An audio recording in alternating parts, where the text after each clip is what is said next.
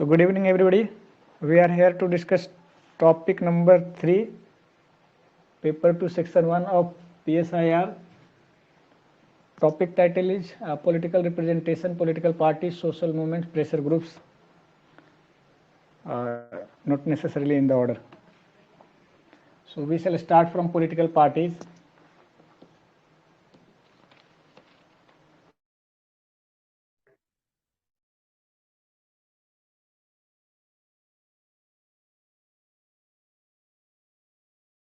तो political parties का क्या है आप बता दीजिए, स्क्रीन पे विजिबल है।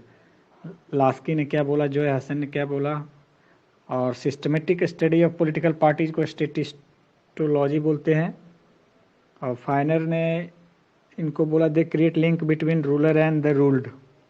और ये इंटरेस्ट एग्रीगेशन जाते हैं स्ट्रक्चरल फंक्शनल अप्रोच में, और इंटरेस्ट आर्टिकुलेशन जो होता है प्रेशर ग्रुप में, उसी स्ट्रक्चरल फंक्शनल अप्रोच में। सार्टोरी ने बोला है पार्टी सिस्टम इस तरह से डिसाइड होता है, नंबर ऑफ पार्टी से नहीं बल्कि systemic relevance of the parties रहती है, उन पार्टीज के नंबर से डिसाइड होता है। लास्की ने बोला there is no alternative to party government save dictatorship in any state of modern size. जो है हसन इसे की स्टोन पॉलिटिकल इंस्टीट्यूशन बताती हैं इन रिप्रेजेंटेटिव रेजिम। ऑथोरिटेरियन में क्या रहेंगे?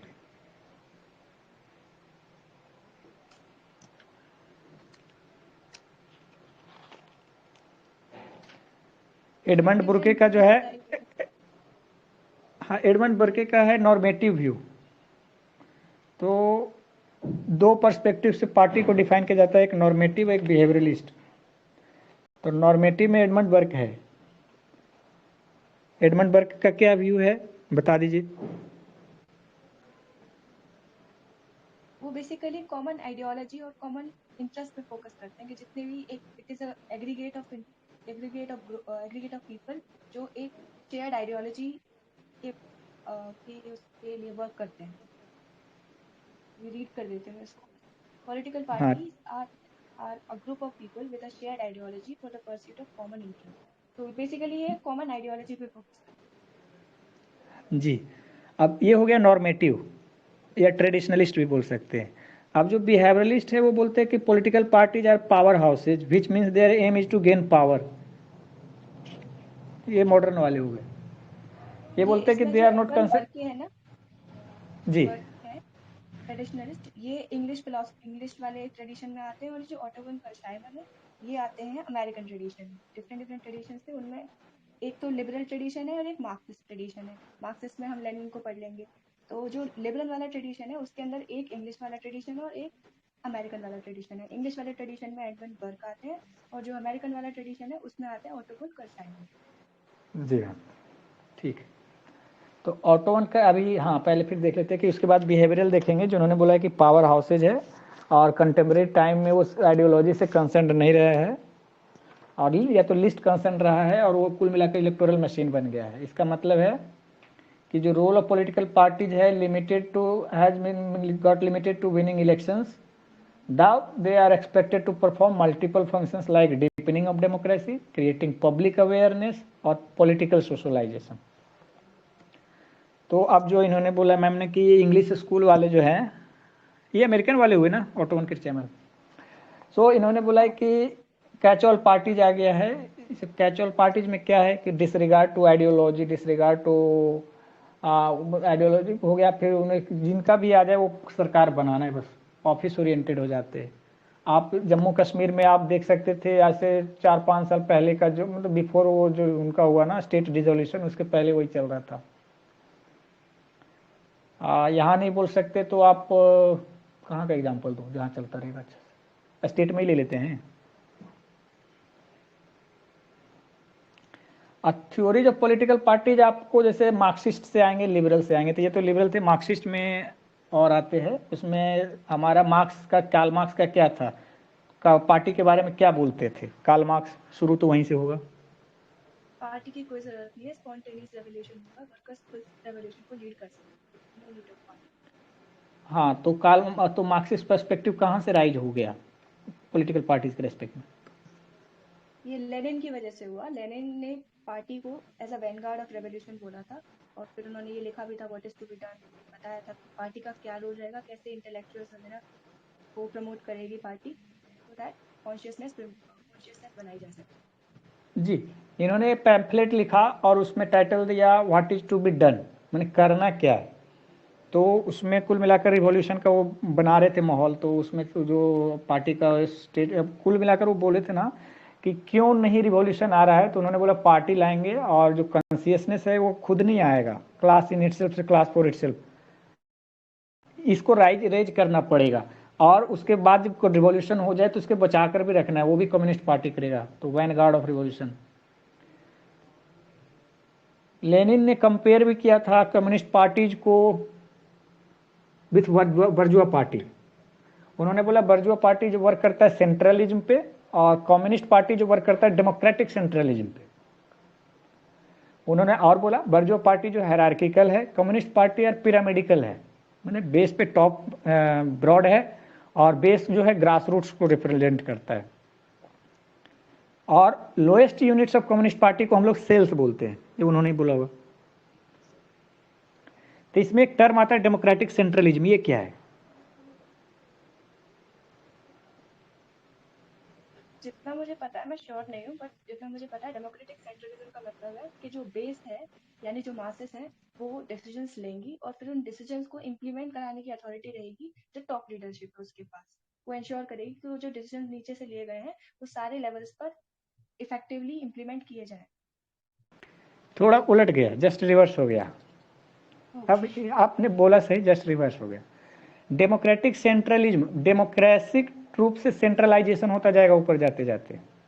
इन्होंने बोला था बर्जुआ पार्टी को कि वो तो सिर्फ सेंट्रलिज्म है, नीचे वाले को कोई रोल ही नहीं है। लेकिन हमारे कम्युनिस्ट पार्टी में बॉटम अप अप्रोच रहेगा और टॉप डाउन अप्रोच रहेगा, जबकि बर्जुआ में सिर्फ टॉप डाउन रहता है। अब ये बॉटम अप है कि ग्रास रूट्स लेवल पे पिरामिड में सबसे नीचे जो ब्रॉडेस्ट बेस है वो डिमांड भेजेंगे कि ये चीज होना चाहिए, ये चीज होना चाहिए, ये चीज होना चाहिए, वो ये पॉलिसी लिया जाना चाहिए, डिमांड करेंगे। और ऊपर में जाकर जो आता है अब टॉप डाउन आएगा कि टॉप लीडरशिप उस डिमांड को वर्केबल प्रोग्राम में कन्वर्ट करेंगे। और वहां पर जब फाइनल डिसीजन ले लिया जाएगा तो उसके बाद सभी लेवल पे इसको एग्जीक्यूट करना है थ्रू आउट द ऑर्गेनाइजेशन। ये है democratic centralism. Another, Lenin has also made difference between trade union and communist parties.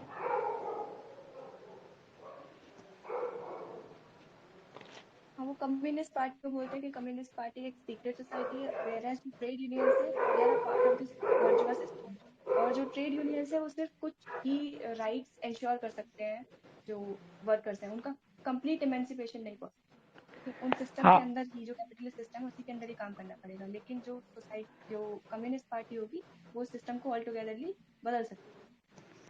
हाँ, कुल मिलाकर आप फिर से गौर करेंगे कि जिन्होंने वो प्रिडिक्ट किया था कि जहाँ जितना ज़्यादा कैपिटलिज्म राइज रहेगा मार्क्स के अकॉर्डिंग वहाँ रिवॉल्यूशन होगा, ऑटोमेटिक होगा, class income self for class for itself consciousness आ जाएगा, कंट्राडिक्शंस इतने हाई हो जाएंगे कि सभी इनहेरेंट है उसमें। जो बोलते हैं ना कैपिटलिज्म अपने आप का कब्र खोद रहा है, डिगिंग इट्स ऑन ग्रेव, ये हुआ नहीं। तो लेनिन ने सोचा ये होगा कैसे, तो उन्होंने बड़ा रोल दिया कम्युनिस्ट पार्टी को, मार्क्सिस्ट को आइडियोलॉजी को मतलब मॉडिफाई करते हुए। यही मॉडिफिकेशन नहीं कर पाए हमारे एम एन रॉय इंडिया में, इसलिए गिल्ट ऑफ हेटेरोनॉमी हो जाता है। अब इन्होंने क्या किया कि ट्रेड यूनियन जो है, वर्कर्स जो है वो लिमिटेड कॉन्शियसनेस रखता है और उनको कोऑप्ट कर लेते थे वहाँ वाले इंपीरियलिज्म के थ्रू, वहाँ इधर से अप्रोप्रिएट करके जाते थे सरप्लस मनी और डिस्ट्रीब्यूट करके कोऑप्ट कर लेते थे, उनके कॉन्शियसनेस राइज ही नहीं हो पा रही। तो वैनगार्ड ऑफ रिवॉल्यूशन कैसे हुआ? कॉन्शियसनेस, ट्रू कॉन्शियसनेस या कॉन्शियसनेस को रेज करने के बाद उसको सोलिडिफाई करने में कम्युनिस्ट पार्टी रोल निभाएगी। इसलिए बोलते हैं ट्रेड यूनियन लिमिटेड कॉन्शियसनेस है और कम्युनिस्ट पार्टी जो है रिवॉल्यूशनरी कॉन्शियसनेस लाएगी। और कम्युनिस्ट पार्टी जो है सीक्रेट सोसाइटी की तरह काम करेगी क्योंकि उनका काम है रिवॉल्यूशन। तो याद रखिएगा ये रिवॉल्यूशन होने के पहले what is to be done, title भी नहीं था उनका, ये था करना क्या है। ये है लेनिन का, मार्क्सिस्ट हो गया। अब आते हैं हमारे एलिटिस्ट वाले। तो रॉबर्ट मिशेल्स थ्योरी क्या है? उनका बुक है पॉलिटिकल पार्टीज। उनका मेन आइडिया क्या है रॉबर्ट मिशेल्स का? Iron law of iron law oligarchy of in all oligarchy. Parties. हाँ, तो उन्होंने भी कम्युनिस्ट पार्टी का फंक्शनिंग को, इंटरनल फंक्शनिंग को उन्होंने एनालाइज किया और क्या बोला उन्होंने? उन्होंने जर्मनी के जो कम्युनिस्ट सोशलिस्ट पार्टीज है उनको स्टडी किया था, और उनको स्टडी करने के बाद वो इस कंक्लूजन पे पहुंचे कि सब में सेम प्रिंसिपल यूज होता है, चाहे वो सोशलिस्ट पार्टी हो चाहे लिबरल पार्टीज हो। सब में जो मेन डिसीजन मेकिंग पावर होती है वो कंसोलिडेटेड रहती है, सेंट्रलाइज्ड रहती है कुछ एलिट्स के पास, और वो इनके यहाँ भी हो रहा था। उससे ज़्यादा डिटेल नहीं पता मुझे। हाँ, ये लिबरल स्कॉलर टाइप के है ना, तो इन्होंने भी कम्युनिस्ट पार्टी के ऑर्गेनाइजेशनल स्ट्रक्चर को स्टडी किया और बोला कि ये जो बोल रहे हैं डेमोक्रेटिक सेंट्रलिज्म, ये जो बोल रहे हैं कि डिक्टेटरशिप ऑफ प्रोलेटारिएट और डेमोक्रेसी, ऐसा कुछ नहीं है। इनका भी वही सब चीज़ है, इनमें भी एलिट्स आ गए हैं, पावर एलिट्स हैं, और कुल मिलाकर ओलिगार्की ही है। Power is concentrated in the hand of elites. अच्छा, एक चीज मुझे कंफर्म करनी थी, जो रॉबर्ट माइकल्स का वर्क है उसकी उनकी जो बुक है उसका नाम भी पॉलिटिकल पार्टीज है, और ये जो डिवर्जन है इनकी भी बुक का नाम पॉलिटिकल पार्टीज है, तो ये दोनों सेम साथ में मिलके लिख रहे थे या अलग अलग बुक्स थी? नहीं, अलग अलग अलग पार्टीज लिख थी? रहे थे, दोनों का एजेंडा अलग था। सर ये दोनों अलग बुक है ना, मतलब? जी, उन्होंने वो कंपेयर किया, सिर्फ फंक्शनिंग को डिस्क्राइब किया है। इन्होंने भी डिस्क्राइब किया, लेकिन इन्होंने अलग एजेंडास किया है कि अपना इनका आइडिया जो था ना, आयरन लॉ ऑफ ओलिगार्की को पोजीशन कर रहे थे अपने बुक में। और वो जो डिवर्जर थे वो एनालाइज कर रहे थे कि कैसे पॉलिटिकल पार्टी कैसे, कौन से सिस्टम में कैसा चलता है, रिप्रेजेंटेटिव मॉडल कैसा वोटिंग सिस्टम होता है ना, उसके हिसाब।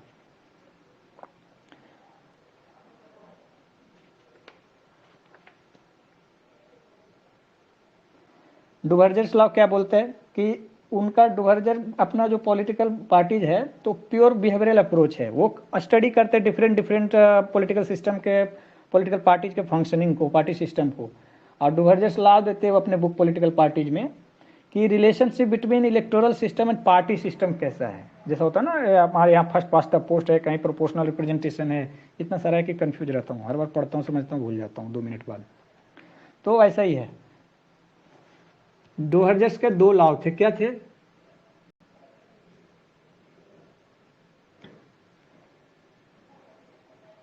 बता दीजिए।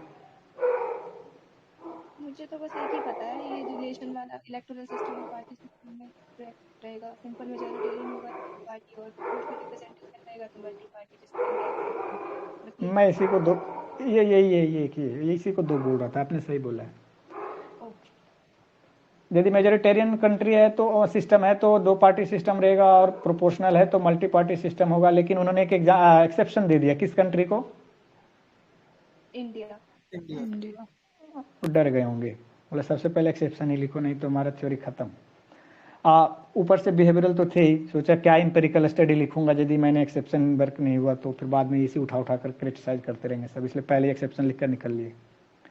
उन्होंने और भी आइडियोलॉजी बेसिस पे भी उन्होंने पार्टी को स्टडी किया है। तो आइडियोलॉजी के बेसिस पे उन्होंने 2 टाइप के पार्टीज बताए हैं, उनमें कौन कौन से हैं? एक मास पार्टीज होते हैं और एक कार्डर बेस्ड पार्टीज होती हैं। जी, मास में कौन कौन से हैं?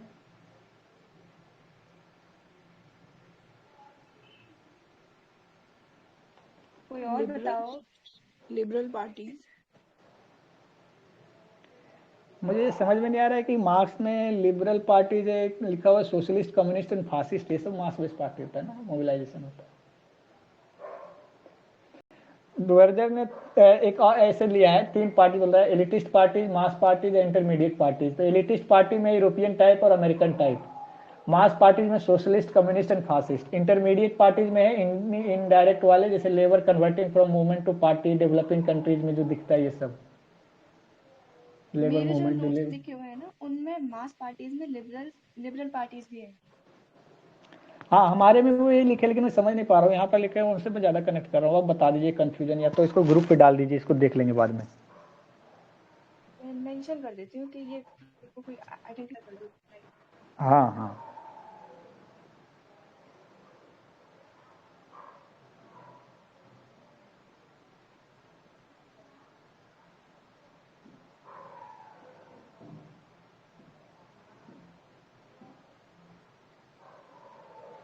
सर ये यूरोपियन और अमेरिकन टाइप जो एलिटिस्ट पार्टी है इसमें क्या डिफरेंशिएशन है? यूरोपियन टाइप और अमेरिकन टाइप में, अमेरिकन में यार देखो बोलते हैं कि they are same wine in different बोतल, करना सबको एक ही चीज है, नाम रख लिया रिपब्लिकन डेमोक्रेट। यूरोपियन में आपको आइडियोलॉजी बेस्ड पार्टी मिल जाते हैं, कंजर्वेटिव लिबरल टाइप के, आपको इंग्लैंड का ही दिखेगा। तो एक कॉन्टिनेंटल यूरोपियन होता है, वहां पर तो मल्टी पार्टी सिस्टम आ जाता है।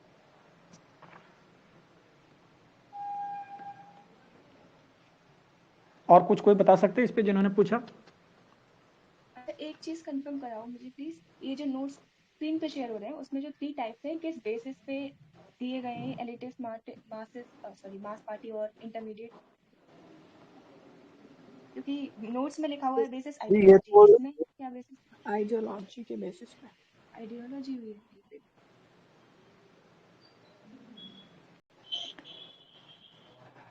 अच्छा चलो आगे बढ़ते हैं, इसको देख लेंगे आगे ग्रुप में। Democracy is a feature of liberal क्या पार्टी क्वेश्चन था? डिसिप्लिन। क्या क्वेश्चन? बोलिए।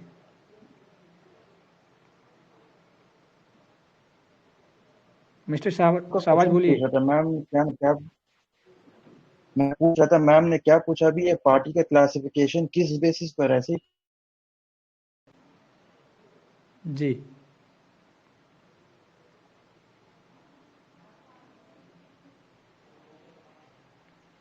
हाँ, तो उन्होंने डेमोक्रेसी को फीचर बताया, लिबरल पार्टीज का डिसिप्लिन को फीचर बताया, कैडर बेस्ड पार्टीज का। और उन्होंने क्लासिफाई किया political party their internal structure into 4 types. तो अभी इंटरनल स्ट्रक्चर को भी इन्होंने 4 टाइप्स में बांटा है, जिसमें ब्रांच किस पार्टीज का फीचर है? ब्रांच, सेल, कॉकस और मिलिशिया 4 फीचर्स हैं। तो ब्रांच है लिबरल पार्टीज के फीचर, सेल जो है कम्युनिस्ट पार्टीज के फीचर, कॉकस जो है राइटिस्ट पार्टी के फीचर, कॉकस को पावर एलिट्स का रिप्रेजेंटेशन देख सकते हैं। और मिलिशिया है जो कि सम पार्टीज है वो आर्म्ड विंग्स रखते हैं, red guards of communist party of China रखती है। फिर आपको मिल जाएगा शायद ईरान में भी इस्लामिक रिवॉल्यूशनरी गार्ड है, या तो वो नेशनलिस्ट एजेंडा पे रखते हैं, उनके पास तो पार्टी नहीं उस तरह का, मुझे नहीं लगता, वो नहीं लिखना चाहिए। आइए लिख के रखेंगे, red guards of communist party of China, CPC.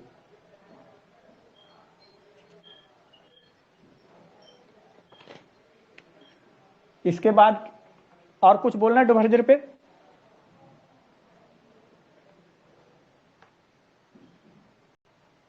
नहीं मेरे पास। सर डुवर्जर का तो जो पॉलिटिकल क्लासिफिकेशन है उसका तो सबसे बड़ा क्रिटिसिज्म यही है ना कि इनका जो 3 सेक्शन है ये खुद आपस में इतना इंटरलिंक्ड है कि प्रॉपर क्लासिफिकेशन ही नहीं हो पाता। ठीक है, और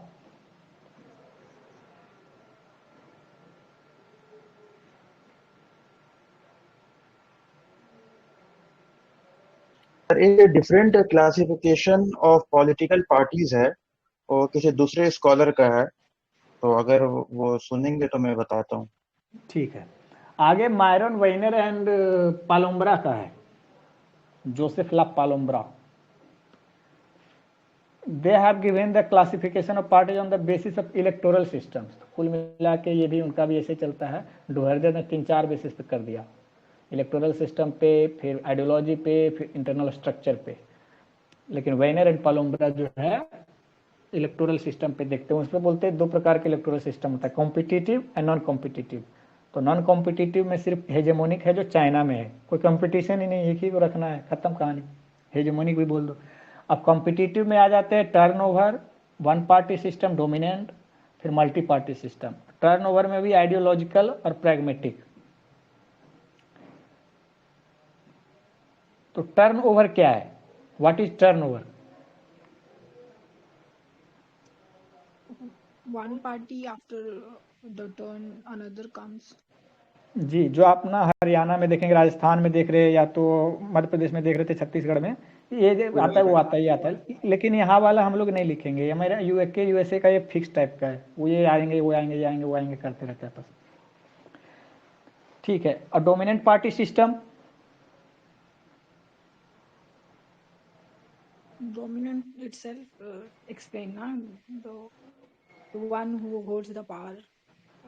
हाँ, कुल मिलाकर वो जब भी जीतती है ना वही जीतेगी, नो अल्टरनेटिव रहता है उस टाइम के लिए। आप जैसे 1967 तक आईएनसी को इंडिया में देख लो, और साउथ अफ्रीका में अभी भी देख लीजिए पोस्ट 1994 एएनसी का, अफ्रीकन नेशनल कांग्रेस। अब इसी में जैसे टर्नओवर में दो है, आइडियोलॉजिकल और प्रैग्मेटिक। तो आइडियोलॉजिकल वाला एग्जांपल किस कंट्री को मिलता है? ब्रिटेन। जी, वो है ना कंजर्वेटिव और लिबरल। लेबर पार्टी है, लेबर वाले देखते हैं वर्कर क्लास को और वीकर क्लास को, और कंजर्वेटिव जो है एलिट्स को देखते हैं। और ये हो गया आइडियोलॉजी पे थोड़ा पकड़े हुए हैं। और टर्नओवर प्रैग्मेटिक में क्या है एग्जांपल? यूएसए। यूएसए। जी, उन्हीं है, सेम वाइन इन डिफरेंट बोतल, ग्रीन या ब्राउन, लेकिन वाइन रहेगा सेम। बोले तो जो भी यूएसए में बोलते हैं कि regarding US parties it is said that they are like same wine in two different bottles. ये खत्म हो गया। बाकी उधर था हेजेमोनिक चाइना, दैट्स फिनिश। ये हो गया इनका मायरून वाइनर कोलंबरा का।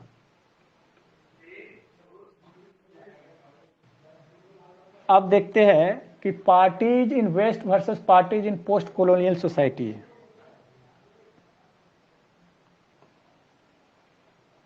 तो डायरेक्ट लिखा हुआ है, कह सकते हैं। तो वेस्टर्न पार्टी, एक पॉइंट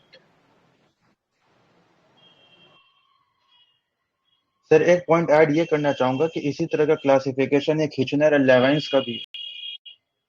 आवाज जा जी रही है, है आप लोगों को? जी आ रही है, आप बता दीजिए, मैंने भी देखा था, यहाँ पर नोट्स में नहीं है हमारे पास। जी, तो एक तरह का पॉलिटिकल क्लासिफिकेशन जो पॉलिटिकल पार्टीज वो हिचनर और लेवाइंस का भी है। तो उन्होंने पॉलिटिकल को 3 सेगमेंट में क्लासिफाई किया। एक प्रैग्मेटिक पार्टी, दूसरा डॉक्ट्रिनल पार्टी, तीसरा इंटरेस्ट पार्टी। प्रैग्मेटिक पार्टी वो जो कि किसी भी एक पर्टिकुलर आइडियोलॉजी पर कमिटेड नहीं होती है, और उनका जो मेजोरिटी इन्फ्लुएंस होता है डिसीजन टेकिंग में वो the leader of the day पर होता है। और अलग अलग इश्यूज को अलग अलग टाइम पर वो अलग अलग स्टैंड लेती है कि किस टाइम फ्रेम में कौन सा डिसीजन हमारा ज्यादा बेटर होगा। तो इसके एग्जाम्पल में जैसे ब्रिटिश कंजर्वेटिव पार्टी हो गई या ऑस्ट्रेलिया की कंजर्वेटिव पार्टी है। इंडियन सिनेरियो में अगर हम लोग देखते हैं तो इसमें प्रैग्मेटिक कांग्रेस पार्टी को जो है वो प्रैग्मेटिक पार्टी बोला जाता है। दूसरा क्लासिफिकेशन जो है वो डॉक्ट्रिनल पार्टी का है। Obviously as the name suggest कि वो एक पर्टिकुलर आइडियोलॉजी की तरफ कमिटेड है। और अगर मतलब कुछ डोमेस्टिक या इंटरनेशनल चेंज, इन्वायरमेंटल चेंजेस भी हो रहे हैं, तो वो जाहिर सी बात है पॉलिसी तो चेंज करेंगे, लेकिन उनका जो कोर आइडियोलॉजिकल जो प्रिंसिपल्स है उससे वो कभी कॉम्प्रोमाइज नहीं करेंगे। तो इसमें सबसे एक्सट्रीम एंड में तो कम्युनिस्ट एंड फैसिस्ट पार्टीज हो गई जो कि टोटली डॉक्ट्रिनल पार्टीज है। उसके अलावा और सोशलिस्ट पार्टीज भी है, जैसे कि सोशलिस्ट पार्टीज ऑफ बेल्जियम है, फ्रांस है, इवन ब्रिटिश लेबर पार्टी है, ये सारी डॉक्ट्रिनल पार्टी में आती है। इंडिया के टर्म्स में अगर हम बात कर रहे हैं तो ये भारतीय जनता पार्टी जो है ये डॉक्ट्रिनल पार्टी में आएगी। हालांकि स्कॉलर्स का ये कहना है कि जब से इन्होंने कॉलिशन गवर्नमेंट में पावर शेयरिंग शुरू की है, तब ये भी अब उतना अपने कोर आइडियोलॉजिकल स्टैंड को मेंटेन नहीं रखते हैं पॉलिसी इश्यूज में। तीसरी आती है वो इंटरेस्ट पार्टीज है, जो अलग अलग इंटरेस्ट ओरिएंटेड पार्टीज होती है मल्टी पार्टी सिस्टम के ही अंदर या इवन 2 पार्टी सिस्टम है उसमें भी, जो एक पर्टिकुलर इंटरेस्ट लेकर चलती हैं, चाहे वो कास्ट का हो, कम्युनिटी का हो, या किसी भी प्रोहिबिशन या रेगुलेशन को करके हो। जैसे कि हम लोग स्विस फार्मर्स पार्टी देख सकते हैं, या जर्मन में ग्रीन देख सकते हैं।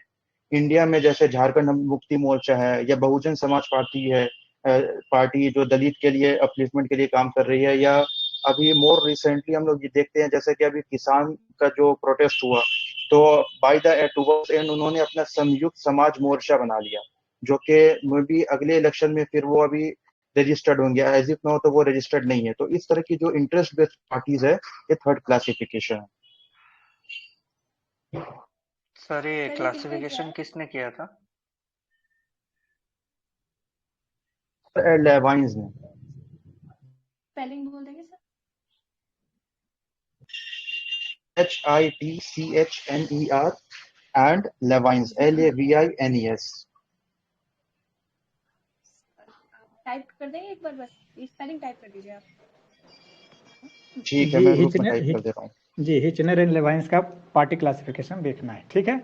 और इन्होंने बता दिया, थैंक्स सर। जी हाँ, अब आगे बढ़ते हैं। हमारा कंपैरिजन आएगा parties in West versus parties in post colonial societies. तो हम लोग वेस्टर्न पार्टी का फीचर देखेंगे और नॉन वेस्टर्न का देखेंगे, तो उससे क्लियर हो जाएगा। तो वेस्टर्न पार्टी सिस्टम का क्या फीचर्स है? इंस्टीट्यूशनलाइज्ड डेमोक्रेसी एक फीचर है। इंट्रा पार्टी डेमोक्रेसी रहती है, वो इंटरनल पार्टी डेमोक्रेसी। रुक जी, उन्होंने जो बोला इंस्टीट्यूशनलाइज्ड डेमोक्रेसी ना, वो पार्टी सिस्टम का नहीं, वो पॉलिटिकल सिस्टम का है। क्वेश्चन पूछेगा, कुछ लिख के आएंगे, कुछ खुश रहेंगे, फिर हम लोग वही होता है। ठीक है ना, ध्यान रखिएगा। पार्टी सिस्टम को बताइए, मैम बता दीजिए। पहला तो इंट्रा पार्टी डेमोक्रेसी रहती है, ट्रांसपेरेंसी ज़्यादा रहती है, अकाउंटेबिलिटी रहती है। तीसरा, ज़्यादा स्ट्रक्चर्ड रहते हैं, मतलब फंडिंग वगैरह को लेके या इलेक्शन वगैरह इंटरनल कैसे होने वाले हैं उस सब को लेके ज़्यादा स्ट्रक्चर्ड रहते हैं। और क्या, ज़्यादा पॉलिटिकल मॉडर्नाइजेशन वाले जो फंक्शंस हैं, कंटेम्प्रेरी फंक्शंस जो है पॉलिटिकल पार्टीज के, वो ज़्यादा अच्छे से परफॉर्म किए जाते हैं। For example political modernization. हाँ यही है, जबरदस्ती बनाए। आइडियोलॉजिकली भी उनको बाइफर्केट करना इजी रहता है, जो कि इंडिया में पॉसिबल नहीं है उतना ज़्यादा। और आइडियोलॉजिकली वो कोहेरेंट भी रहते हैं, थोड़ा जिस पे टिके टिके रहते हैं। चलिए ठीक है, सही है। अब इसको ना उसमें दो एग्जांपल देते हैं कि एक तो एंग्लो अमेरिकन ट्रेडिशन दिखता है, जहाँ दोनों में दो पार्टी सिस्टम वर्क कर रहा है लगातार, और एक कॉन्टिनेंटल यूरोप है जो कि सोवियत इन्फ्लुएंस में रहे थे, वहाँ पर मल्टी पार्टी सिस्टम वर्क कर रहा है, बीच वाले यूरोप में, ईस्टर्न यूरोप टाइप में। तो हम लोग लिखेंगे कॉन्टिनेंटल यूरोप। अब नॉन वेस्टर्न पार्टी का क्या फीचर है, या तो पोस्ट कॉलोनियल वाले का? पर्सनैलिटी कल्ट रहता है, डिनेस्टिक पॉलिटिक्स भी रहता है, इंट्रा पार्टी डेमोक्रेसी मिसिंग होती है, अकाउंटेबिलिटी एंड ट्रांसपेरेंसी मिसिंग होती है, और आइडियोलॉजिकल डिफरेंशिएशन उतना ज़्यादा नहीं होता, कैजुअल पार्टीज टाइप होती हैं। और डेथ ऑफ लीडर, अगर लीडर की डेथ हो जाती है तो उसी के साथ में जो पार्टी भी होती है, पार्टी की भी सिग्निफिकेंस कम होने लग जाती है। पर्सनैलिटी कल्ट से ही रिलेटेड है ये भी। और रिवर्जन का एक्सेप्शन यहाँ पे लगता है, ये भी लिख सकते हैं। आइडेंटिटी पॉलिटिक्स आई थिंक मैंने पहले भी बोल दिया। जी आपने सही बोल दिया, सारा बोल दिया। और एक चीज वही है कि आइडेंटिटी बेस्ड मोबिलाइजेशन होता है, जो रूडोल्फ भी बोलते हैं। तो वो मॉडर्न इंस्टीट्यूशंस है, इम्पोर्टेड है, तो हमारे ट्रेडिशंस में, ट्रेडिशनल सोसाइटीज में वो आए हुए हैं। तो थ्योरी में तो आइडियोलॉजिकल है कि मैं ये हूँ, मैं वो हूँ, लेकिन वो आइडेंटिटी बेस्ड मोबिलाइजेशन ही करते हैं इन प्रैक्टिस। आज सर ने एक बुक, हाँ एक लाइन बोल देता हूँ। आज वो शाबा सर ने एक बुक शेयर किया था, बुक का रिव्यू था, उसमें बाई शिवशंकर सिंह का how to win an Indian election.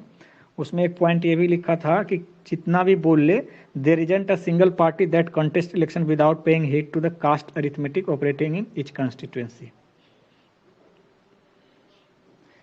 ठीक है मैम, आगे बता दीजिए। नहीं, बस मैं एक ही लाइन बोल रही थी कि इंडिया की जो स्पेसिफिकली इंडिया की पार्टीज के ऐसा बोला जाता है कि वो वेस्टर्न है इन ऑर्गेनाइजेशन बट ट्रेडिशनल है इन प्रैक्टिस।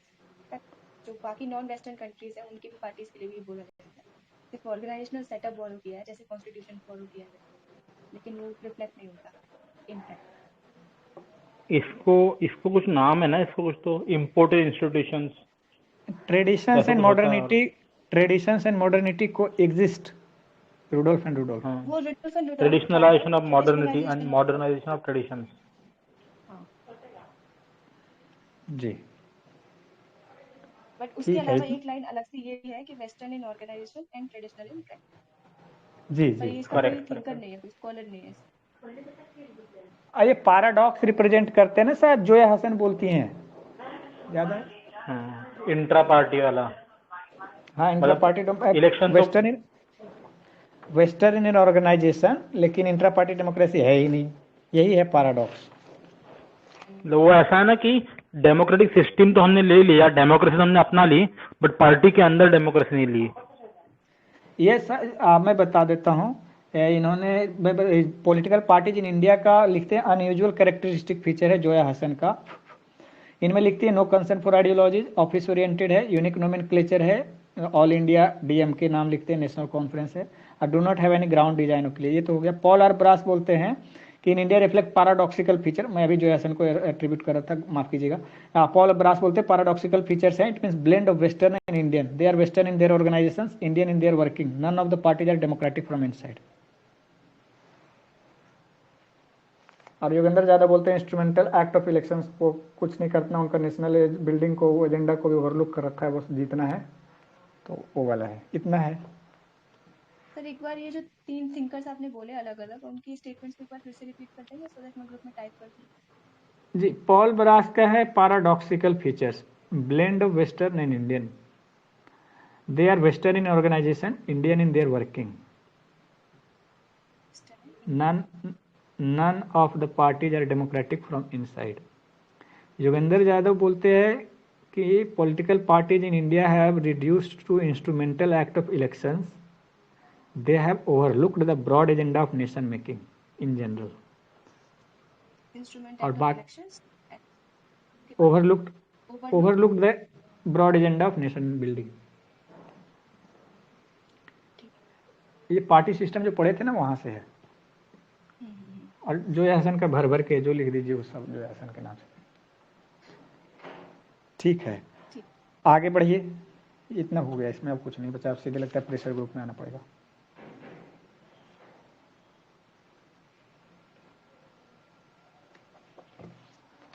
प्रेशर ग्रुप का डिफिनीशन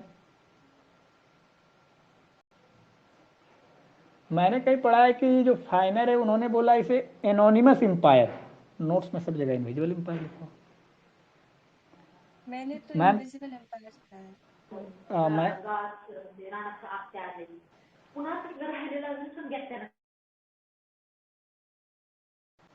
हाँ, तो एनोनिमस एम्पायर लिखा। ठीक है, इसे देख लेंगे, इसको भी देख लीजिए, क्योंकि बार बार इनविजिबल एम्पायर के नाम पे याद रख रखा था हम लोगों ने, लेकिन आज कहीं से कॉन्फ्लिक्ट हो गया है कि एनोनिमस एम्पायर लिखा था।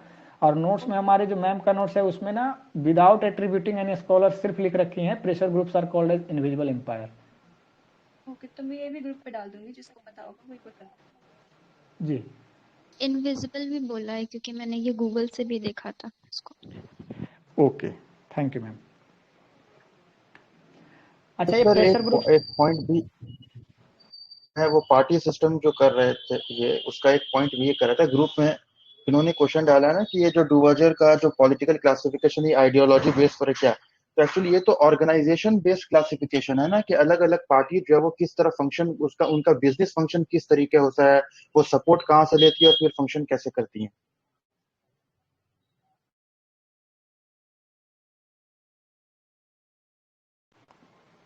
एक बार रिपीट करेंगे प्लीज।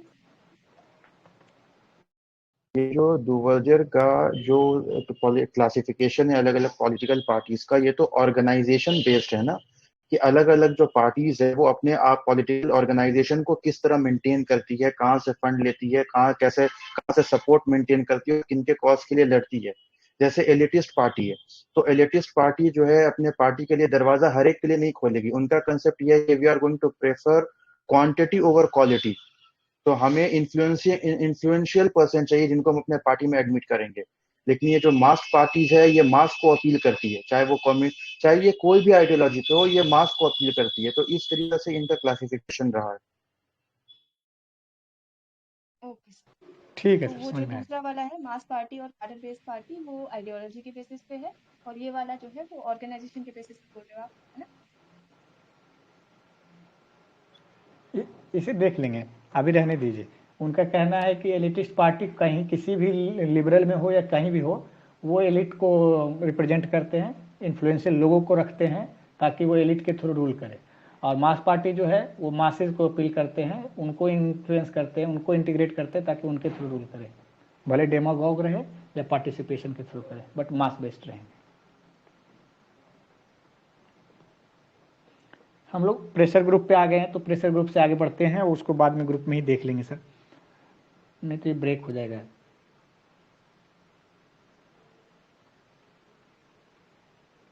ऐसा बोला जाता है कि as a term pressure group जो है टेक्निक को रिप्रेजेंट करता है और इंटरेस्ट ग्रुप जो है ऑब्जेक्टिव को रिप्रेजेंट करता है।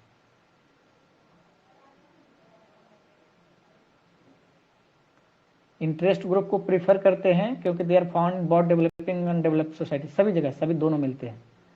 दे परफॉर्म करते हैं input function of interest articulations, जो स्ट्रक्चरल फंक्शनल अप्रोच में यूज हुआ था। पॉलिटिकल पार्टीज के रिस्पेक्ट में इंटरेस्ट एग्रीगेशन वाला यूज हुआ था। प्रेशर ग्रुप्स को इंडिविजुअल एम्पायर्स भी बोलते हैं फाइनर के नाम पर। और क्यों बोलते हैं इनको इंडिविजुअल एम्पायर्स, ये बता दीजिए। ये डायरेक्टली पार्टिसिपेट नहीं करते, मतलब दिखते नहीं है, मे बी दैट पार्ट। जब इनको अपना आना होता है, जब इनको कोई मुद्दा चल रहा होता है, सिर्फ तभी पॉलिटिक्स में दिखते हैं, उसके बाद चले जी, जाते हैं। इन्फ्लुएंस करते हैं, पावर अप्रोप्रिएट करते हैं, फेवर लेते हैं, गेन करते हैं, लेकिन वो दिखते नहीं है, विजुअल नहीं होते वो सब करते हुए। इनविजुअल एम्पायर्स हैं। BJP is a political party, RSS is individual empire. Example में है। अब प्रेशर ग्रुप्स का जो क्लासिफिकेशन है किन्होंने किया है? अच्छा रुक जाइए, इधर और भी लिखा हुआ अच्छा कंटेंट है, मैं इसको स्किप कर रहा था। हॉब्स बोलते हैं, वो क्रिटिक थे हॉब्स, उन्होंने बोला ये वर्म इन बॉडी पॉलिटिक है, ये डिजीज है, क्योंकि वो लेवियाथन को स्ट्रांग बोल रहे थे ना, सोवरेन को, उसके सामने किसी को नहीं टिकने देना है। जेएस मिल एंड टोक्योविले सपोर्ट किया, ठीक है डेमोक्रेसी को बचाएगा, टायरेनियन मेजोरिटी से बचाएगा। जेएस मिल भी बोला सभी को बोलने का अधिकार है। डहल ने role of PG in USA को स्टडी किया और वो उन्होंने ऑब्जर्व किया कि it influences government policy, public decisions, और वो पॉलीआर्की का जो देते हैं बाद में फिर से डिफॉर्म पॉलीआर्की में बदलते हैं। रजनी कोठारी प्रेशर ग्रुप्स को बहुत अच्छे शब्दों में लिखते हैं, it is agents of moderation है ना, और रिजर्वायर्स ऑफ लीडरशिप है। मैंने इसे एजेंट ऑफ मॉडर्नाइजेशन रट रखा था, पता नहीं क्या रट रखा था रजनी कोठारी का। नहीं, मॉडरेशन ही है सर। ओके।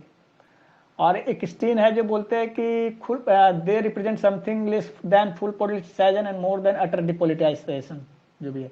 और intermediate level of activity between political and apolitical का है, तो एक स्टीन का ये रहा, ठीक है।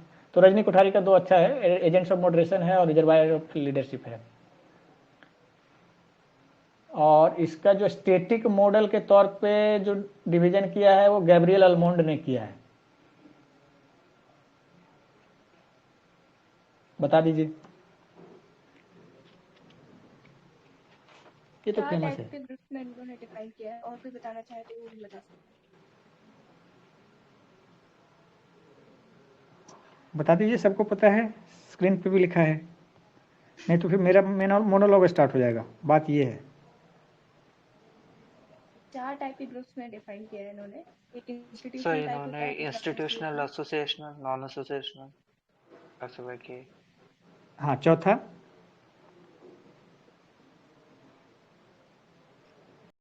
एनोमिक। Ji thank you. तो आप देखते हैं चारों का इंस्टीट्यूशनल में है कि मतलब ये सबसे स्ट्रांगेस्ट होते हैं, क्यों? ये गवर्नमेंट इंस्टीट्यूशन से जुड़े होते हैं, पार्ट ऑफ गवर्नमेंट इंस्टीट्यूशन होते हैं। एग्जाम्पल में आईएएस एसोसिएशन, आर्म फोर्सेज का एसोसिएशन, और स्ट्रांगेस्ट होते हैं क्योंकि नियरेस्ट टू द पावर होते हैं और पावर पॉलिसी मेकर्स भी होते हैं, इनडायरेक्टली इन्फ्लुएंस भी करते हैं, ठीक है। मोस्ट ऑर्गेनाइज्ड भी होते हैं। मोस्ट ऑर्गेनाइज भी होते हैं जी। इसके बाद आता है एसोसिएशनल। एसोसिएशनल का एग्जाम्पल बता दीजिए पहले, उसके बाद उसको डील करेंगे।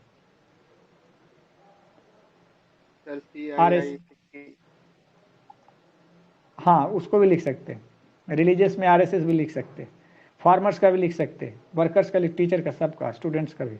तो ये है purely based on interest, business organisation, farmers, workers, teacher, जितने भी याद आते हैं सब लिख सकते हैं। इसके बाद एसोसिएशनल हो गया। तो नॉन एसोसिएशनल क्या है?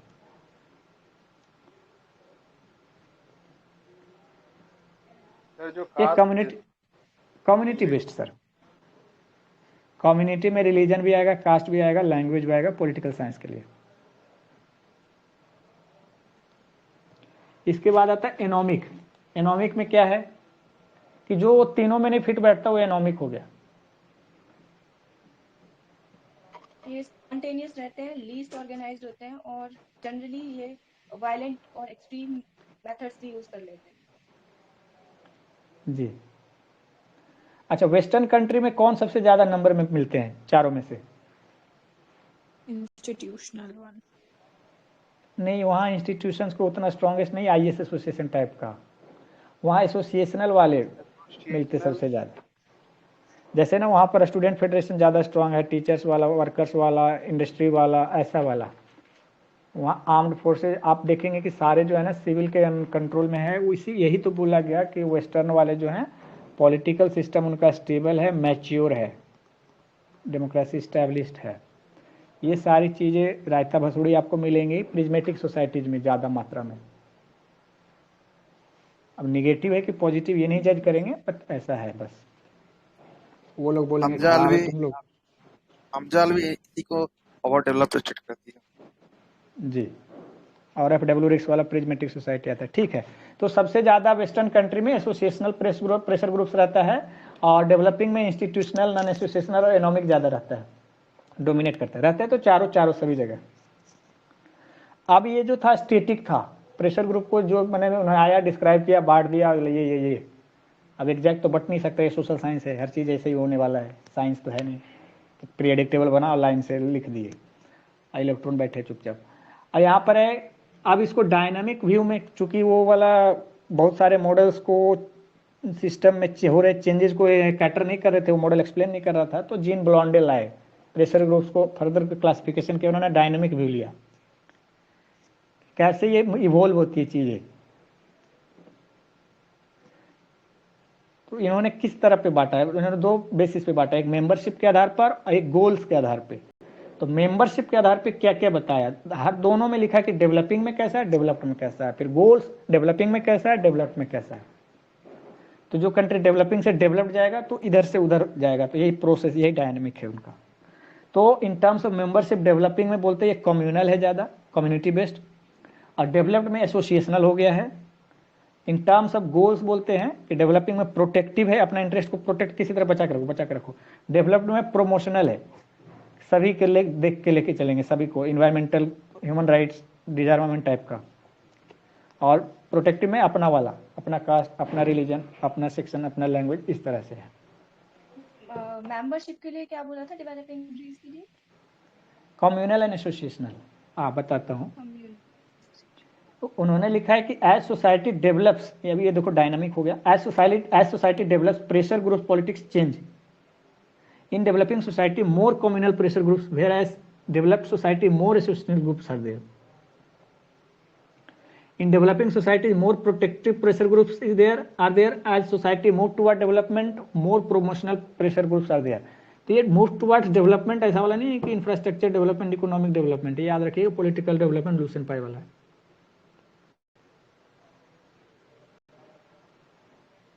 हाँ, तो बस ये यही दिखा रहे हैं मेरे अकॉर्डिंग तो कि मेंबरशिप में जैसे जैसे सेकुलराइजेशन ऑफ पॉलिटी होता है वैसे आइडेंटिटी पॉलिटिक्स कम होता जाता है और डेवलपमेंटल इश्यूज ज़्यादा इंपॉर्टेंट हो जाता है, जिसकी वजह से हम कम्युनल से एसोसिएशनल पे पहुंच जाते हैं। और क्योंकि उनके बेसिक जो प्रोटेक्शन वाली चीज़ें हैं वो इंश्योर हो ही जाती हैं, तो उसके बाद वो फिर जो लार्जर गोल्स हैं लाइफ के उनकी तरफ फोकस करते हैं। तो बेसिक चीज़ें जब इंश्योर हो गई तो उसके बाद हायर एंड्स की तरफ, किसी प्रमोशन की तरफ बन जाते हैं डेवलपमेंटल। जी सही है, बिल्कुल सही है।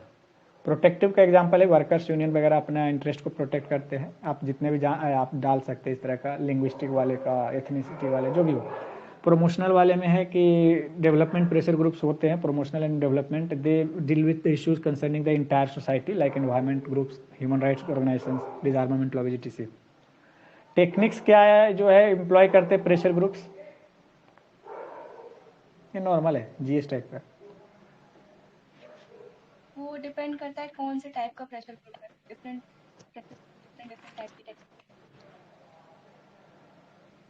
हाँ बस सिंपल है, लॉबिंग, बंद, धरना, हड़ताल, प्रोपोगेंडा। और वो गवर्नमेंट क्या स्कोप देती है, स्पेस देती है, उसको भी देखते हैं ना। जैसे लॉबिंग हमारे यहाँ इलीगल है, यूएस में इलीगल है, तो ठीक है, बट हम लोग पढ़ रहे पूरे वर्ल्ड के हिसाब से ना, तो हम लोग लॉबिंग भी लिखेंगे।